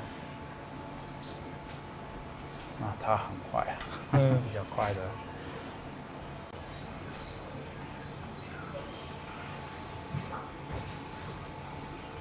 Wow. So the board heater's at 320 degrees, and the hot air station's at 396 degrees Celsius. 好了，这第一道工序就完成了。完成了。接下来我们就把这显存核心给重做一下，放新的球。This part is done. Okay. So right now they have this template for the solder balls. So this guy is he's cleaning it, looks like with mostly rubbing alcohol. That's a cool dispenser. So he's wipes it down. He's gonna pour solder balls into the template, and then use that to position it on top of the memory modules. They do 8 at a time, and that'll allow them to bake the new solder balls onto the memory modules, which they can then attach to the PCB. So you can see it's actually sized for the memory modules.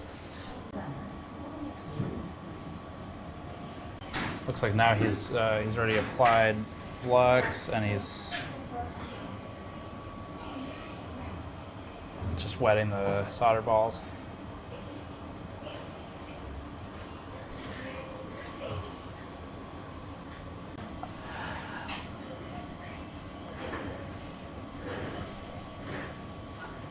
Okay, so now he's using a wick. So this is a solder wick.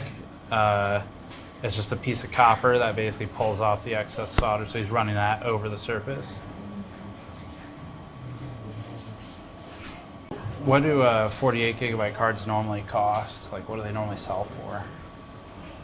如果是48GB 的卡，通常卖多少？这样子？应该是2万多人民币。2万多。2万多人民币。20,000 plus. 2,800 US. That's not bad actually.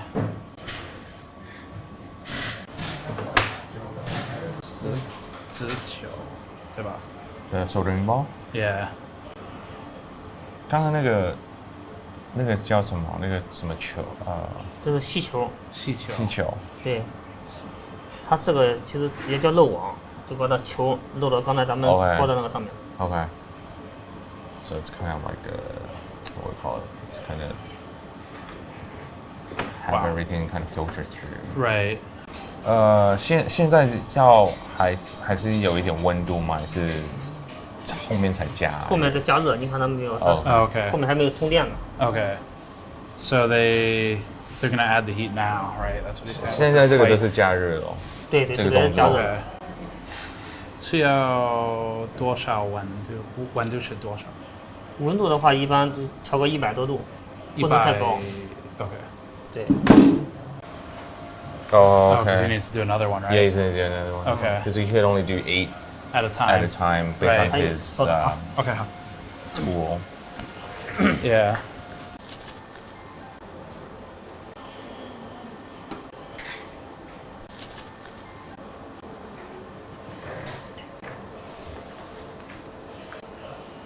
Now he's adding heat, so the hot air station is currently running at 390 plus or minus degrees Celsius. He's directly applying heat to the surface, to where the solder balls are, and then he's got the memory modules themselves heated from underneath by a hot plate. So the hot plate's plugged in, that's running at 195 degrees Celsius, and now he's just holding it down while he presses it into the hot plate.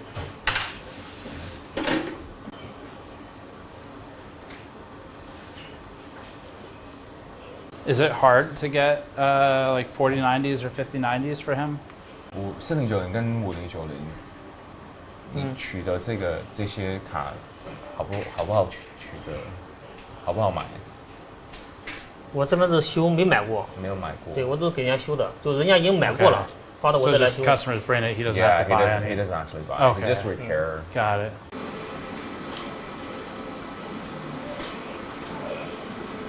It's just so crazy to me how like there's a couple shops in the U.S. that can do repairs, but they don't really do like this level of repair. But I don't know of a single shop in the U.S. that does like the memory modding. 因为在美国顶多就是可能电源坏掉啊，或者一些插头。Yeah, because labor cost is a huge issue, right? For the U.S. For him, it's like it's worth it. For the customers, it's worth it. Yeah. Yeah, because it doesn't like the labor cost or the service cost is not as high. 所以他需要不确定镀焊剂吗？这个啊，镀焊剂是吧？上面这不是吗？这就是。哦 ，OK。镀焊膏。吴小姐。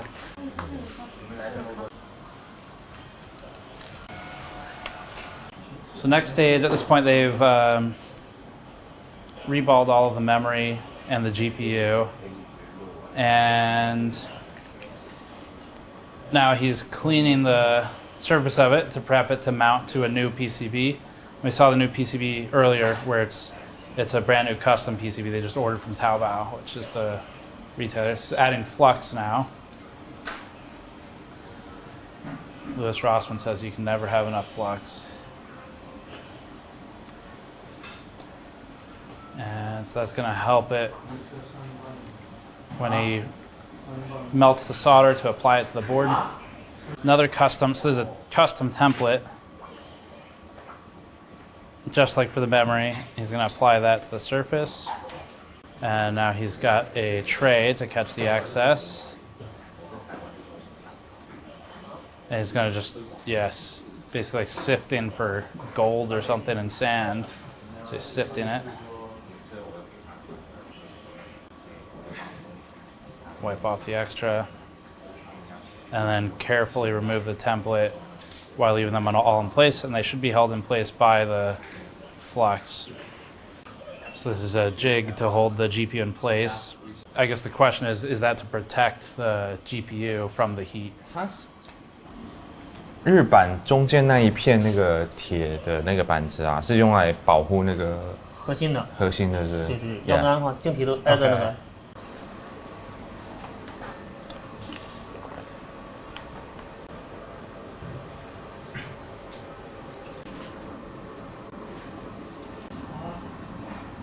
I guess are they putting the stuff on the card now? 可以装了的。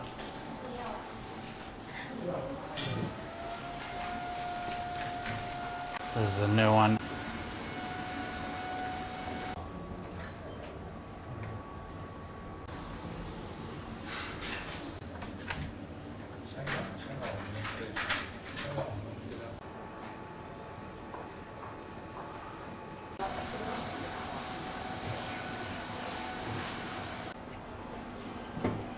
Okay, so now the GPU is on there. So we're at the final stage. This whole process is like about 2 hours, I guess. And now we're doing the opposite of what happened earlier in the day. So now instead of removing the GPU, he's adding the GPU. So he's very carefully positioning the GPU to precisely align the BGA with the solder balls.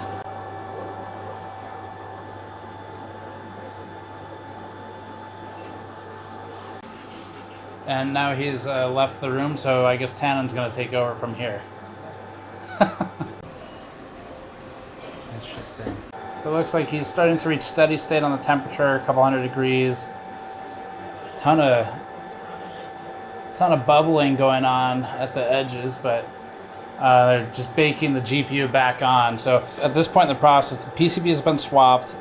The PCB already had all the VRM components and the I/O populated, 12-volt high power. And now they've added new memory to the front and the back.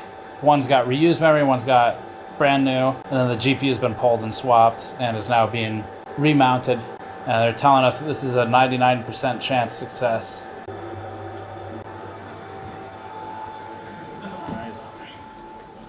This is what Kingpin called the nervous part.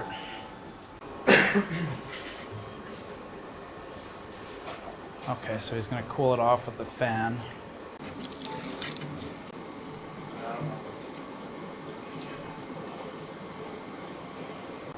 Do they reuse the same cooler that they took off the old board, or do they need a new cooler now? 新的，用新的。对，装好以后要先试一下能不能亮，不能亮还要继续修呢。OK。好。所以现在测试的吗？对，测试看能不能成功嘛。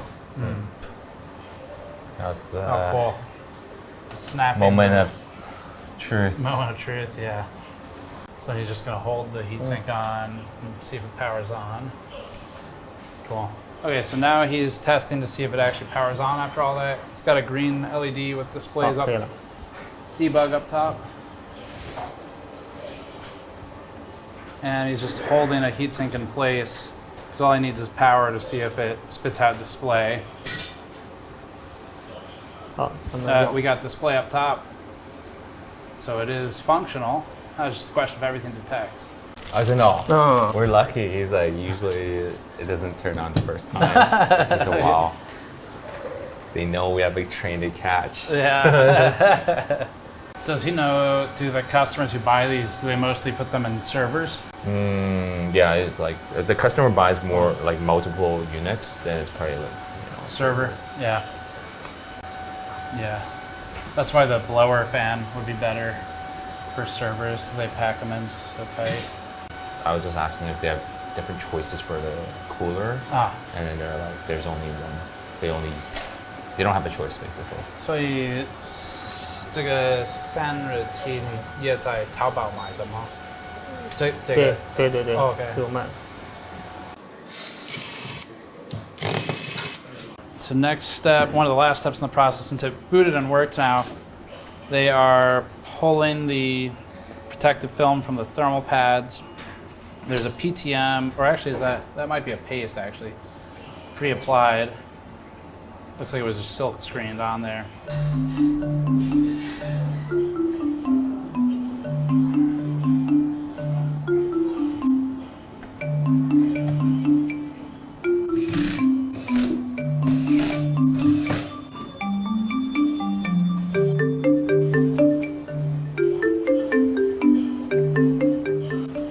Looks like it works. So within 2 hours, start to finish, we have a working 4090 48 gigabyte. At the beginning of this process, the card was working, but it had been through so many repairs that it was very likely it'd break again at some point from something they couldn't really predict. First of all, from a waste standpoint, it's just way better to figure out a way to save that card because the PCB is kind of the least valuable thing in all of that, and is also the least precious of the resources. Being able to save the silicon that's in the memory and in the actual GPU itself, that has a lot of value, but especially has value in China, where they just don't have as much supply. Even though the supply looks pretty damn good from what we saw, it's still intentionally restricted. So purely from the perspective of the people living there, not only is this better than what Nvidia shipped to begin with, and really not that far off in price when it was at its most scalped, it's also just a good way to kind of keep the silicon in circulation even as things like MOSFETs, capacitors, or PCBs die. The silicon tends to be pretty resilient, and it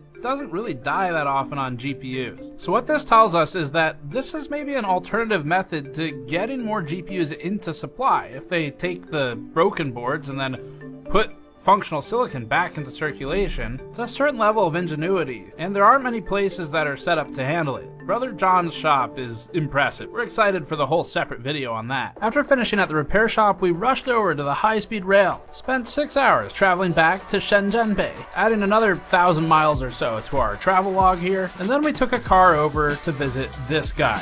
He calls himself the Chinese Eminem. Eminem and China. So mean! This is Joe. He works as a creative director of product at the video card manufacturer Yeston, most famous for their waifu video cards. You know the ones. Yeah, I'm his father. She's father. She's father. Yes, you're she's father. Yeah, we have husband. Anything else you want to talk about on camera? I think we got it all. Support game Nexus. Support Jesus.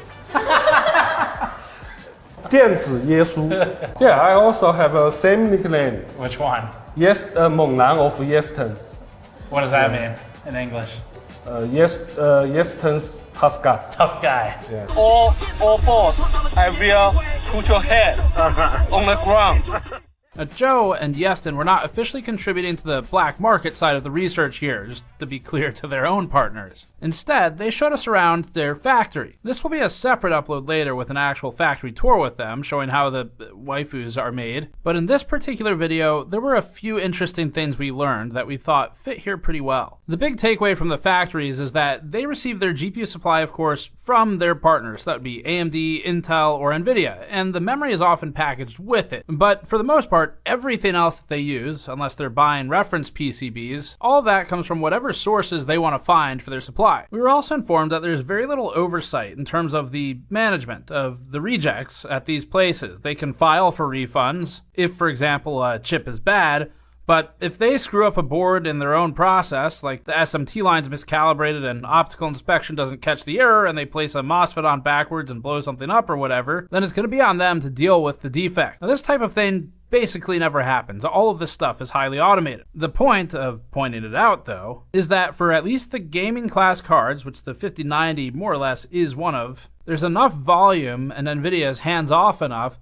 that it would be pretty easy to make these disappear. The biggest reason for this is that there are partners for the 5090s. It's not like a card that only Nvidia makes, such as the RTX Pro 6000 and the Blackwell edition. And since there are partners, Nvidia is only tracking when they sell them the GPUs. They don't necessarily keep tabs on where those get distributed once they're done being manufactured. So for this reason, if a factory wants to just sell it domestically in China, and they think they can get away with it without being added to the entity list, which it's very likely would kill their business with Nvidia, then they can go ahead and sell them domestically. That might be how some of these trading companies get a hold of them. It's an easier way to make them disappear than through channels that are more publicly visible from Nvidia and government. Now, Yeston doesn't make 5090s, but the processes they taught us about illustrate how that could happen. As for the server-grade solutions, there are manufacturers for those that are pretty tightly controlled. Basically, the silicon is made in Taiwan. It's shipped to wherever it's going to be assembled. Almost all of the other components are sourced in China, and as a result, it's easiest to keep the whole supply chain there, including the assembly. And the assembly involves the same stuff you're seeing for the lower end cards and the AMD solutions we're looking at from Yeston in this factory line. They use surface mount technology, or SMT lines, with conveyored inflow of PCBs, reels upon reels of components that are placed smallest to largest, with the most valuable typically at the very end, that'd be the GPU, and then manual placement for heatsinks. There is often manual assembly, even for Nvidia's high-end stuff. Although we can't show you that here, we have seen it being made. That's in different factories. And at the end of the process, it's possible they find a defect. Again, Dr. Vinci Chao had one, where he has a broken link on his board. There's a good chance that stayed in China and never left. If it was reported as a defect to Nvidia, then it may have effectively just been written off and considered trash. But after seeing how a highly skilled group like Brother John's repair shop a second ago can just repurpose all those components that are still good, you could see how there would be value in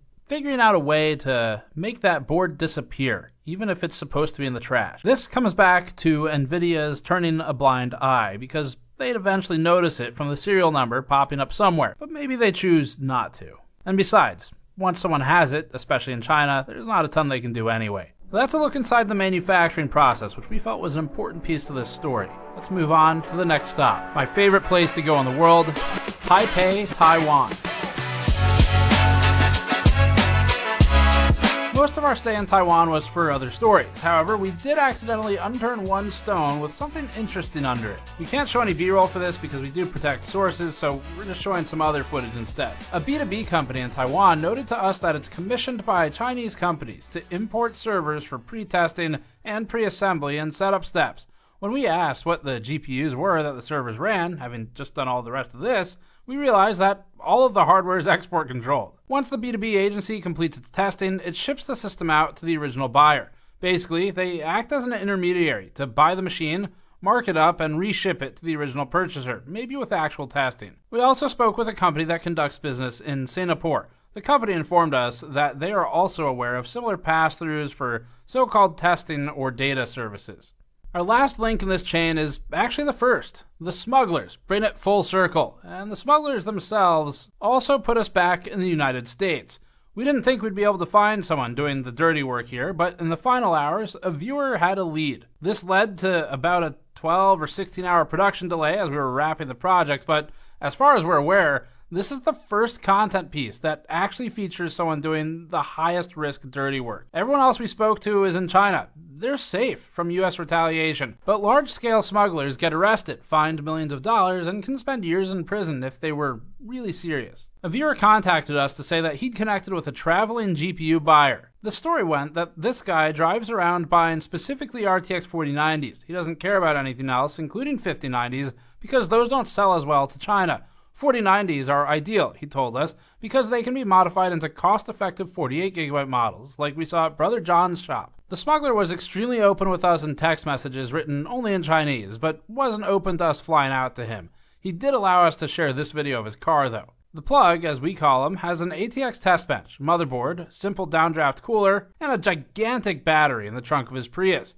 He also has at least one spare license plate in the trunk, in addition to the one on the back of his car. We're not sure why, but better not to ask. People like The Plug post on Facebook Marketplace and other common online reseller forums looking to buy GPUs, just like anyone else in your city would. The Plug offers $2,000 flat per 4090, doesn't matter which model it is. It's not a bad price. He told us that he then finds ways to get them into China. He recently was scammed out of $5,500 though of payments owed by a Hong Kong buyer, and that buyer resells in Hong Kong. He's been considering hand carrying the devices and luggage instead. Margin is slim. He makes just under $300 US per GPU profit. But that's before counting gas, potential hotels as he travels, and time. Our understanding is that some in his shoes will strip the GPU cooler off and ship just the PCB back to China, increasing their margin. Coolers are available in abundance where they're made, so it can be cheaper to do this than pay for the weight and the size. He sometimes buys entire computers just to take the 4090s out, as that's what the bounty's on. He then sells the remaining system back to whoever will buy it. He told us that 5090 prices in China are falling so fast due to oversupply, ironically, that he'd lose money reselling it to China and would do better flipping it to Americans.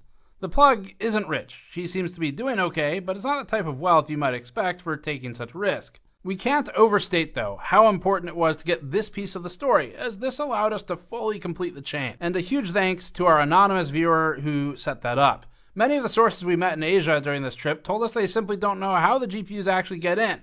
And now we know. People doing this on a small scale, like The Plug, are unlikely to be caught. But operations transacting millions of dollars worth of GPUs would have a harder time getting them out undetected. And that brings us to the end of our travels, but not the end of this piece. We have two more entities to look at, and that's Nvidia and the US government. The legality is simple. This is our understanding of it. There's no restriction on purchasers, only on sellers the US has control over. Even Americans buying GPUs in China are not violating any laws. It is not restricted. So we'll start with selling. The simplest answer to who the sale of GPUs is restricted for is anybody who doesn't have a specific export license and who would be governed by US law. And Nvidia can't just bypass it by shipping from a different country instead. It has to do with the sale, not with the shipment location. That includes entities buying from US companies like European companies who would be under guidance from both Nvidia and, if they do business with the US, its government. It's also illegal for anybody in the United States, citizen or not, to sell these GPUs to China, Hong Kong, Macau, or companies in those locations if the seller does not have a re-export license. It is not illegal for a person of any nationality in America to sell a GPU to any non-restricted entity. As for buying, there's absolutely nothing illegal about for us over here to buy these GPUs. But it's also not illegal to sell them in China for a Chinese company. The Chinese government doesn't generally enforce American export laws. Other nations cooperating with the United States might, such as recent arrests in Singapore, but once the GPU is in China, the people in possession of it likely don't care. Buyer or seller, or someone who does both, like GPU dealer Vincent. 这个本来中国政府是跟中国政府没什么事的，禁止是美国禁止嘛，是英伟达他们不能再往这边销售而已啊。The only control over Chinese companies that the US has is the entity list, which would hurt their business prospects with American companies, but only if they care about that. Chinese GPU middleman Sitan He in Tianjin landed on the entity list for transacting banned GPUs and being found out. Sitan He purchases GPUs from anyone who can get them into China, and then they bid on domestic projects like data center build-outs. The entity list was used to restrict, for example, Deepcool previously, resulting in their American partners ceasing business with them for fear of frozen assets, audits, or collateral bans. So this hurts companies like Deepcool that want to operate in the US, and it even shut down their California office. But for Sitan He, they mostly want to do business with other Chinese companies, and so it'd have limited impact unless they wanted to expand to do business with Americans. Beyond the entity list, the US really has no control over what happens inside Chinese borders.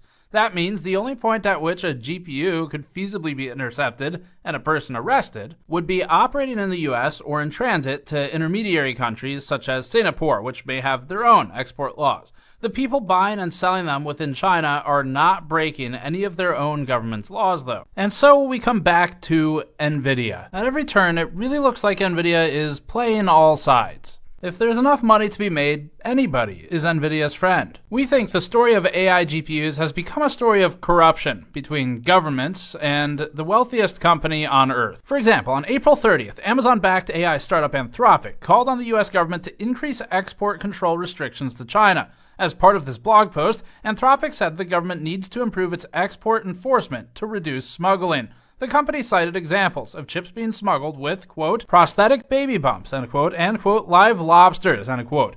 This upset Nvidia, obviously, because Nvidia doesn't like restrictions to making money. So Nvidia shot back. Seemingly taking a page out of Trump's playbook, Nvidia essentially called this fake news. Quote, American firms should focus on innovation and rise to the challenge, rather than tell tall tales that large, heavy, and sensitive electronics are somehow smuggled in, scare quotes, baby bumps, or scare quotes, alongside live lobsters, end quote. Except Anthropic isn't telling tall tales. It's right. A 2022 video that we uncovered showed a security check at Zhuhai, a port in Guangdong. It's not far from Shenzhen, wherein a woman with a prosthetic baby bump was shown to have been carrying CPUs and iPhones instead. The report made it to customs.gov.cn, stating that she arrived from Macau, a common go-between, similar to Hong Kong. This story got international attention in technical media, and we reject the possibility that Nvidia wasn't aware of it. We found the official Chinese government posting about smuggling from Macau. Imports to most of China are taxed, and so tax evasion coupled with smuggling will increase margin on the electronics rather than sharing it with one of the two governments. If you're already breaking a US law, it seems some just go for a hat trick and increase the profits. As for the lobsters, that's real too. We unearthed this official Hong Kong customs website detailing a white van busted driving on the Zhuhai-Macau bridge, filled with 280 kilograms of undeclared live lobsters and, yes, 70 smuggled GPUs, complete with photo evidence. The Hong Kong Customs itself calls this sosu, or smuggling, and notes a maximum sentence of 7 years. Nvidia's response to call these tall tales, then, is not only defensive, but serves to gaslight and grossly mislead, we think, and is tantamount to lying for sake of downplaying reality for its own benefit. But then, this is a common Nvidia tactic, including its dishonest approach to reviews that we've already detailed in our opinions, and its deceptive and we think false advertising of the RTX 5070 as being equivalent to an RTX 4090. Which is provably and comically false. Another instance of Nvidia's fake news defense was following a July 24th publication by the Financial Times, reporting that more than $1 billion of Nvidia AI chips had been smuggled into China. In response, Nvidia, whose blind eye is turning an awful lot lately, downplayed the issue, stating, quote, trying to cobble together data centers from smuggled products is a losing proposition, both technically and economically. Data centers require service and support, which we provide only to authorized Nvidia products, end quote. The last part sounds like something a company selling support would say, and the first part doesn't really match Nvidia's whole the more you buy, the more you save thing. It's only a winning proposition by all of their prior years of statements. If your only option is a useless, insufficient data center or a cobbled together sufficient data center, then a cobbled together one is still a winning proposition by comparison. It's weird for them to pretend that this isn't worth doing. It's worth like lots of money. That same day, WhiteHouse.gov posted an article titled Why to Claim for President Trump's Visionary AI Action Plan. Near the top of the post, it highlighted a sycophantic quote from Jensen Huang, which read, quote, America's unique advantage that no country could possibly have is President Trump, end quote. And we would call that sycophantic if it's about any president. On August 5th, Nvidia got another opportunity to talk. The U.S. Department of Justice announced that it had arrested 2 people in California for smuggling, quote, tens of millions of dollars worth of sensitive microchips used in artificial intelligence applications, end quote, to China. The court documents say the shipments included the Nvidia H100 and the Nvidia RTX 4090. Rather than admit smuggling exists, Nvidia downplayed the situation again and stated this time, quote, this case demonstrates that smuggling is a non-starter, end quote.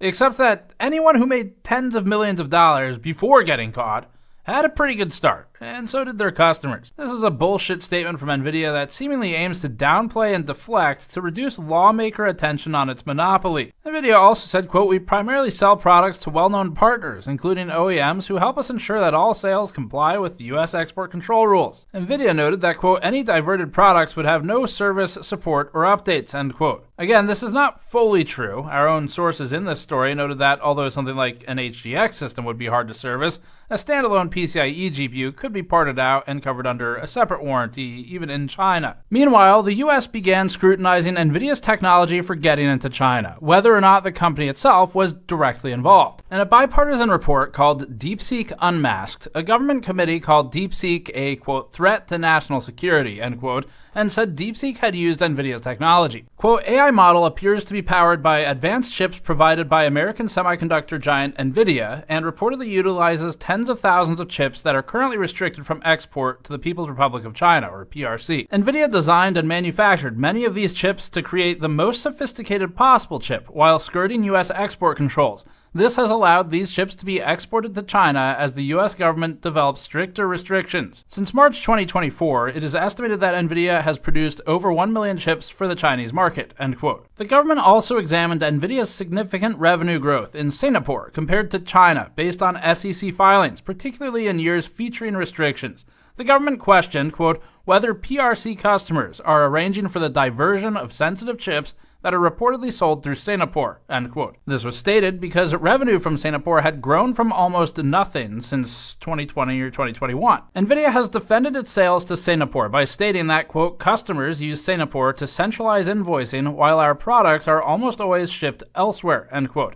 According to Nvidia, shipments destined to Singapore were only 2% of the company's total revenue in 2025. But we also know that Singapore has made numerous arrests relating to GPU smuggling, so there appears to be some reason for the concerns, whether or not Nvidia itself wants to turn a blind eye to it. Despite the allegations, Nvidia downplayed any smuggling of AI chips. In this video, uploaded 2 months ago from what appears to be either a potato or a VHS tape, Jensen Huang speaks on smuggling.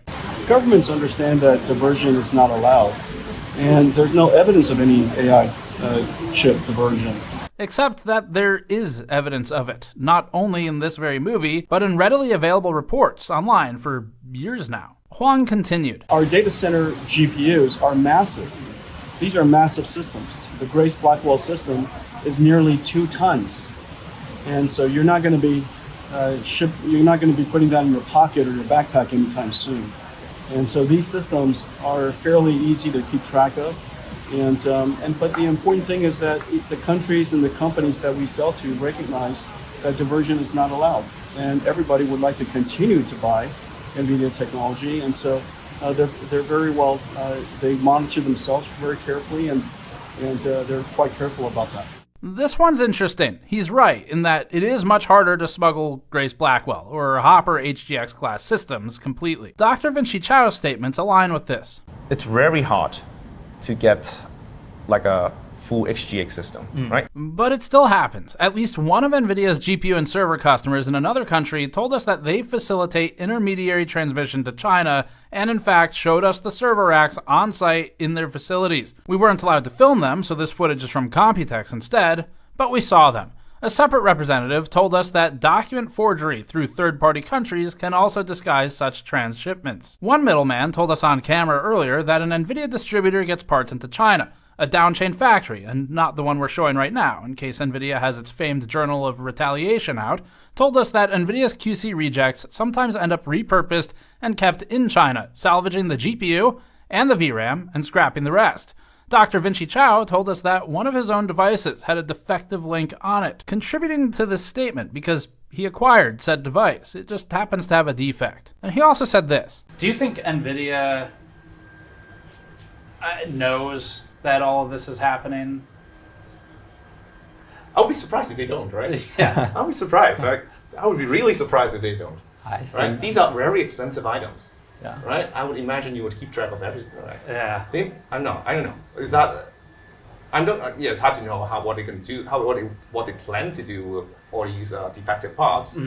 But I'll be very surprised that no one have ever thought of the possibility that if it's something so valuable, someone would come up with a use of Even a defective one. Defective ones. Yeah. So, in one set of statements, Nvidia says that smuggling doesn't really happen because the export controls work and keep partners in line. But in another statement, Jensen Huang called the US export controls a, quote, failure, end quote, talking out of both sides of his mouth, we think. He spoke of competing Chinese GPU brands posing a threat to Nvidia. Quote, the local companies are very, very talented and very determined, and the export control gave them the spirit, the energy, and the government support to accelerate their development. I think, all in all, the export control was a failure, end quote. But the stakes and the dollar signs for Nvidia had increased. Jensen said Nvidia's market share in China had dropped from 95% to 50%. And in Nvidia's May quarterly earnings before the H20 exemption and revenue share, Jensen Huang said the company's data center business in China was done. Quote, however, the $50 billion China market is effectively closed to U.S. industry. The H20 export ban ended our Hopper data center business in China, end quote. Or, as Jensen says, the China market is worth one Boeing. The Chinese market in a couple of years is probably about $50 billion. The market we've left behind is utterly gigantic. $50 billion, just so you have a feeling for that number, $50 billion is like Boeing. Probably not the best example, but okay. Let's look back at the timeline one more time for these export controls and Nvidia. This time we'll focus on highlighting Nvidia's side of things, which is its relentless appetite for global domination. The October 7th, 2022 Biden administration export controls had a stated goal of, quote, protecting U.S. national security and foreign policy interests, end quote, by implementing new export controls restricting China's ability to build high-end semiconductors, including for the development of supercomputers. There was an included goal of staving off the potential for China to develop, quote, nuclear weapons and other military technologies, end quote. Blocking the H100 and A100 led to Nvidia creating an export-compliant A800 at about 70% of the speed of an A100 for the Chinese market. A year later, on October 17th, 2023, the U.S. Department of Commerce updated its export compliance and restricted Nvidia's A800 chip as well, alongside the newer China-targeted H800. Weeks later, on December 6, 2023, Nvidia told reporters in Singapore that it would be working on another new chip that would comply with the U.S.'s new restrictions. On July 13, 2025, which was after Donald Trump won the 2024 presidential election, but a week before he took office, the outgoing Biden administration tightened export controls by introducing national chip caps for many countries, except for 18 allies. That's the AI diffusion rule we spoke of earlier, and it would have gone into effect in May. Nvidia, who had remained relatively quiet about the regulations up until this point, criticized the restriction and made an attempt to appeal to the president-elect, stating, quote, it makes no sense for the Biden White House to control everyday data center computers and technology that's already in gaming PCs worldwide, disguised as an anti-China move. The extreme country cap policy will affect mainstream computers in countries around the world, doing nothing to promote national security, but rather pushing the world to alternative technologies. AI is mainstream computing, ubiquitous and essential as electricity. This last-minute Biden administration policy would be a legacy that will be criticized by U.S. industry and the global community, end quote. Seems like Nvidia tried to also set up an appeal to the president-elect, stating this, quote, we would encourage President Biden to not preempt incoming President Trump by enacting a policy that will only harm the U.S. economy, set America back, and play into the hands of U.S. adversaries, end quote. This is where in the timeline we'd hit the $1 million dinner and then the ensuing unban of the H20 chip, but we've already covered that. Later that month, on April 30th, Huang said this of Trump. Without the president's leadership, his policies, his support, and very importantly, his strong encouragement, and I mean his strong encouragement. Frankly, manufacturing in the United States wouldn't have accelerated to this pace. A month after the Mar-a-Lago estate dinner on May 7th, the U.S. Department of Commerce confirmed that it will not implement the AI diffusion rule that Nvidia campaigned against and that was created under the Biden administration. The rule was supposed to go into effect a week later, on May 15th. This does not unban GPUs like the H100, 5090, B100, and so on. Following the termination of what was supposed to be a rule to address national security implications, the Department of Commerce, now under President Trump, stated, quote, The Biden AI rule is overly complex, overly bureaucratic, and would stymie American innovation. We'll be replacing it with a much simpler rule that unleashes American innovation and ensures American AI dominance, end quote. Nvidia predictably celebrated this statement. The company, which has been begging to sell to China while also praising Taiwan's importance, now took an America first posture, collecting countries like Pokemon. Quote, "We welcome the administration's leadership and new direction on AI policy. With the AI diffusion rule revoked, America will have a once-in-a-generation opportunity to lead the next industrial revolution and create high-paying U.S. jobs, build new U.S. supply infrastructure, and alleviate the trade deficit," end quote. And job creation promises coming from this company in particular are interesting, but they are playing all sides here consistently. Later that month, on May 28th, Juan spoke with Mad Money host Jim Cramer. He stated, quote, "When he rescinded the AI diffusion rule, it was a visionary move, it was a bold move, and he recognizes that there's an AI race and we're not alone. And he wants America to win." June 23rd, via Reuters, an official of the U.S. State Department, which didn't reply to Gamers Nexus, except the department did send us 3 out-of-office autoresponders, warned of deep-seek military and intelligence operations and warned of the use of shell companies, they called them, in Southeast Asia to circumvent export restrictions. The report mentioned that DeepSeek had, quote, "large volumes," unquote, of high-end H100 chips, which are banned in China. Nvidia didn't like that and responded to Reuters and stated, quote, "We do not support parties that have violated U.S. export controls or are on the U.S. entity lists." Also saying, quote, "With the current export controls, we are effectively out of the China data center market, which is now served only by competitors such as Huawei." Turning a blind eye to the situation, Nvidia added, quote, "Our review indicates that DeepSeek used lawfully acquired H800 products, not H100, end quote. 3 days later, on June 26th, the information reported that DeepSeek's next AI model had been delayed due to a shortage of Nvidia AI GPUs in China.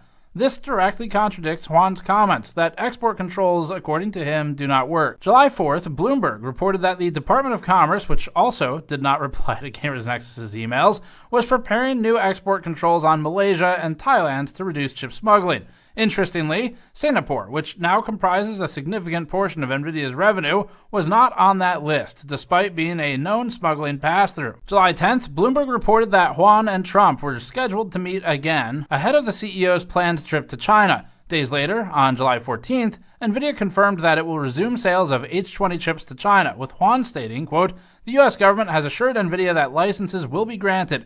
Nvidia hopes to start delivery soon," end quote. On the 15th, a CNBC Business News anchor said this. He really just pulled off something that few tech CEOs have managed. He played both Washington and Beijing, and he won. Jensen has stayed disciplined and diplomatic with a clear message, and that is Nvidia's dominance serves America's interests. On the 28th, the Financial Times reported that the U.S. Commerce Department was not going to make tough moves to tighten export controls to China. This is in spite of several congressional members warning the administration not to loosen the U.S. export controls for AI GPUs. Several national security experts also voiced concern by sending a letter to the U.S. Commerce Department, which read, quote, "We write to express our deep concern over the recent decision to resume exports of Nvidia's H20 chips to China. As policymakers and professionals with a background in national security policy, we believe this move represents a strategic misstep that endangers the United States' economic and military edge in artificial intelligence," end quote. On August 11th, we got the comments about the U.S. potentially allowing Blackwell chips to be sold to China as well for 30 to 40 or 50% of a revenue share, and that brings us to today. Nvidia might have started off as a much more humble company, but it has become a savvy political player in a game that is seemingly pay to win. That seems only fitting for a gaming company to be particularly good at pay-to-win games. There's no one better equipped to play that game than actually the most valuable company by market cap in the world, now at $4 trillion, led by a man whose net worth is estimated at $148 billion. Nvidia knows when to bite its tongue and how to effectively appeal to the ego of politicians of all parties and all countries. We think Nvidia is playing all sides. We think it's greedy, manipulative, and carefully employs propaganda, such as its use of this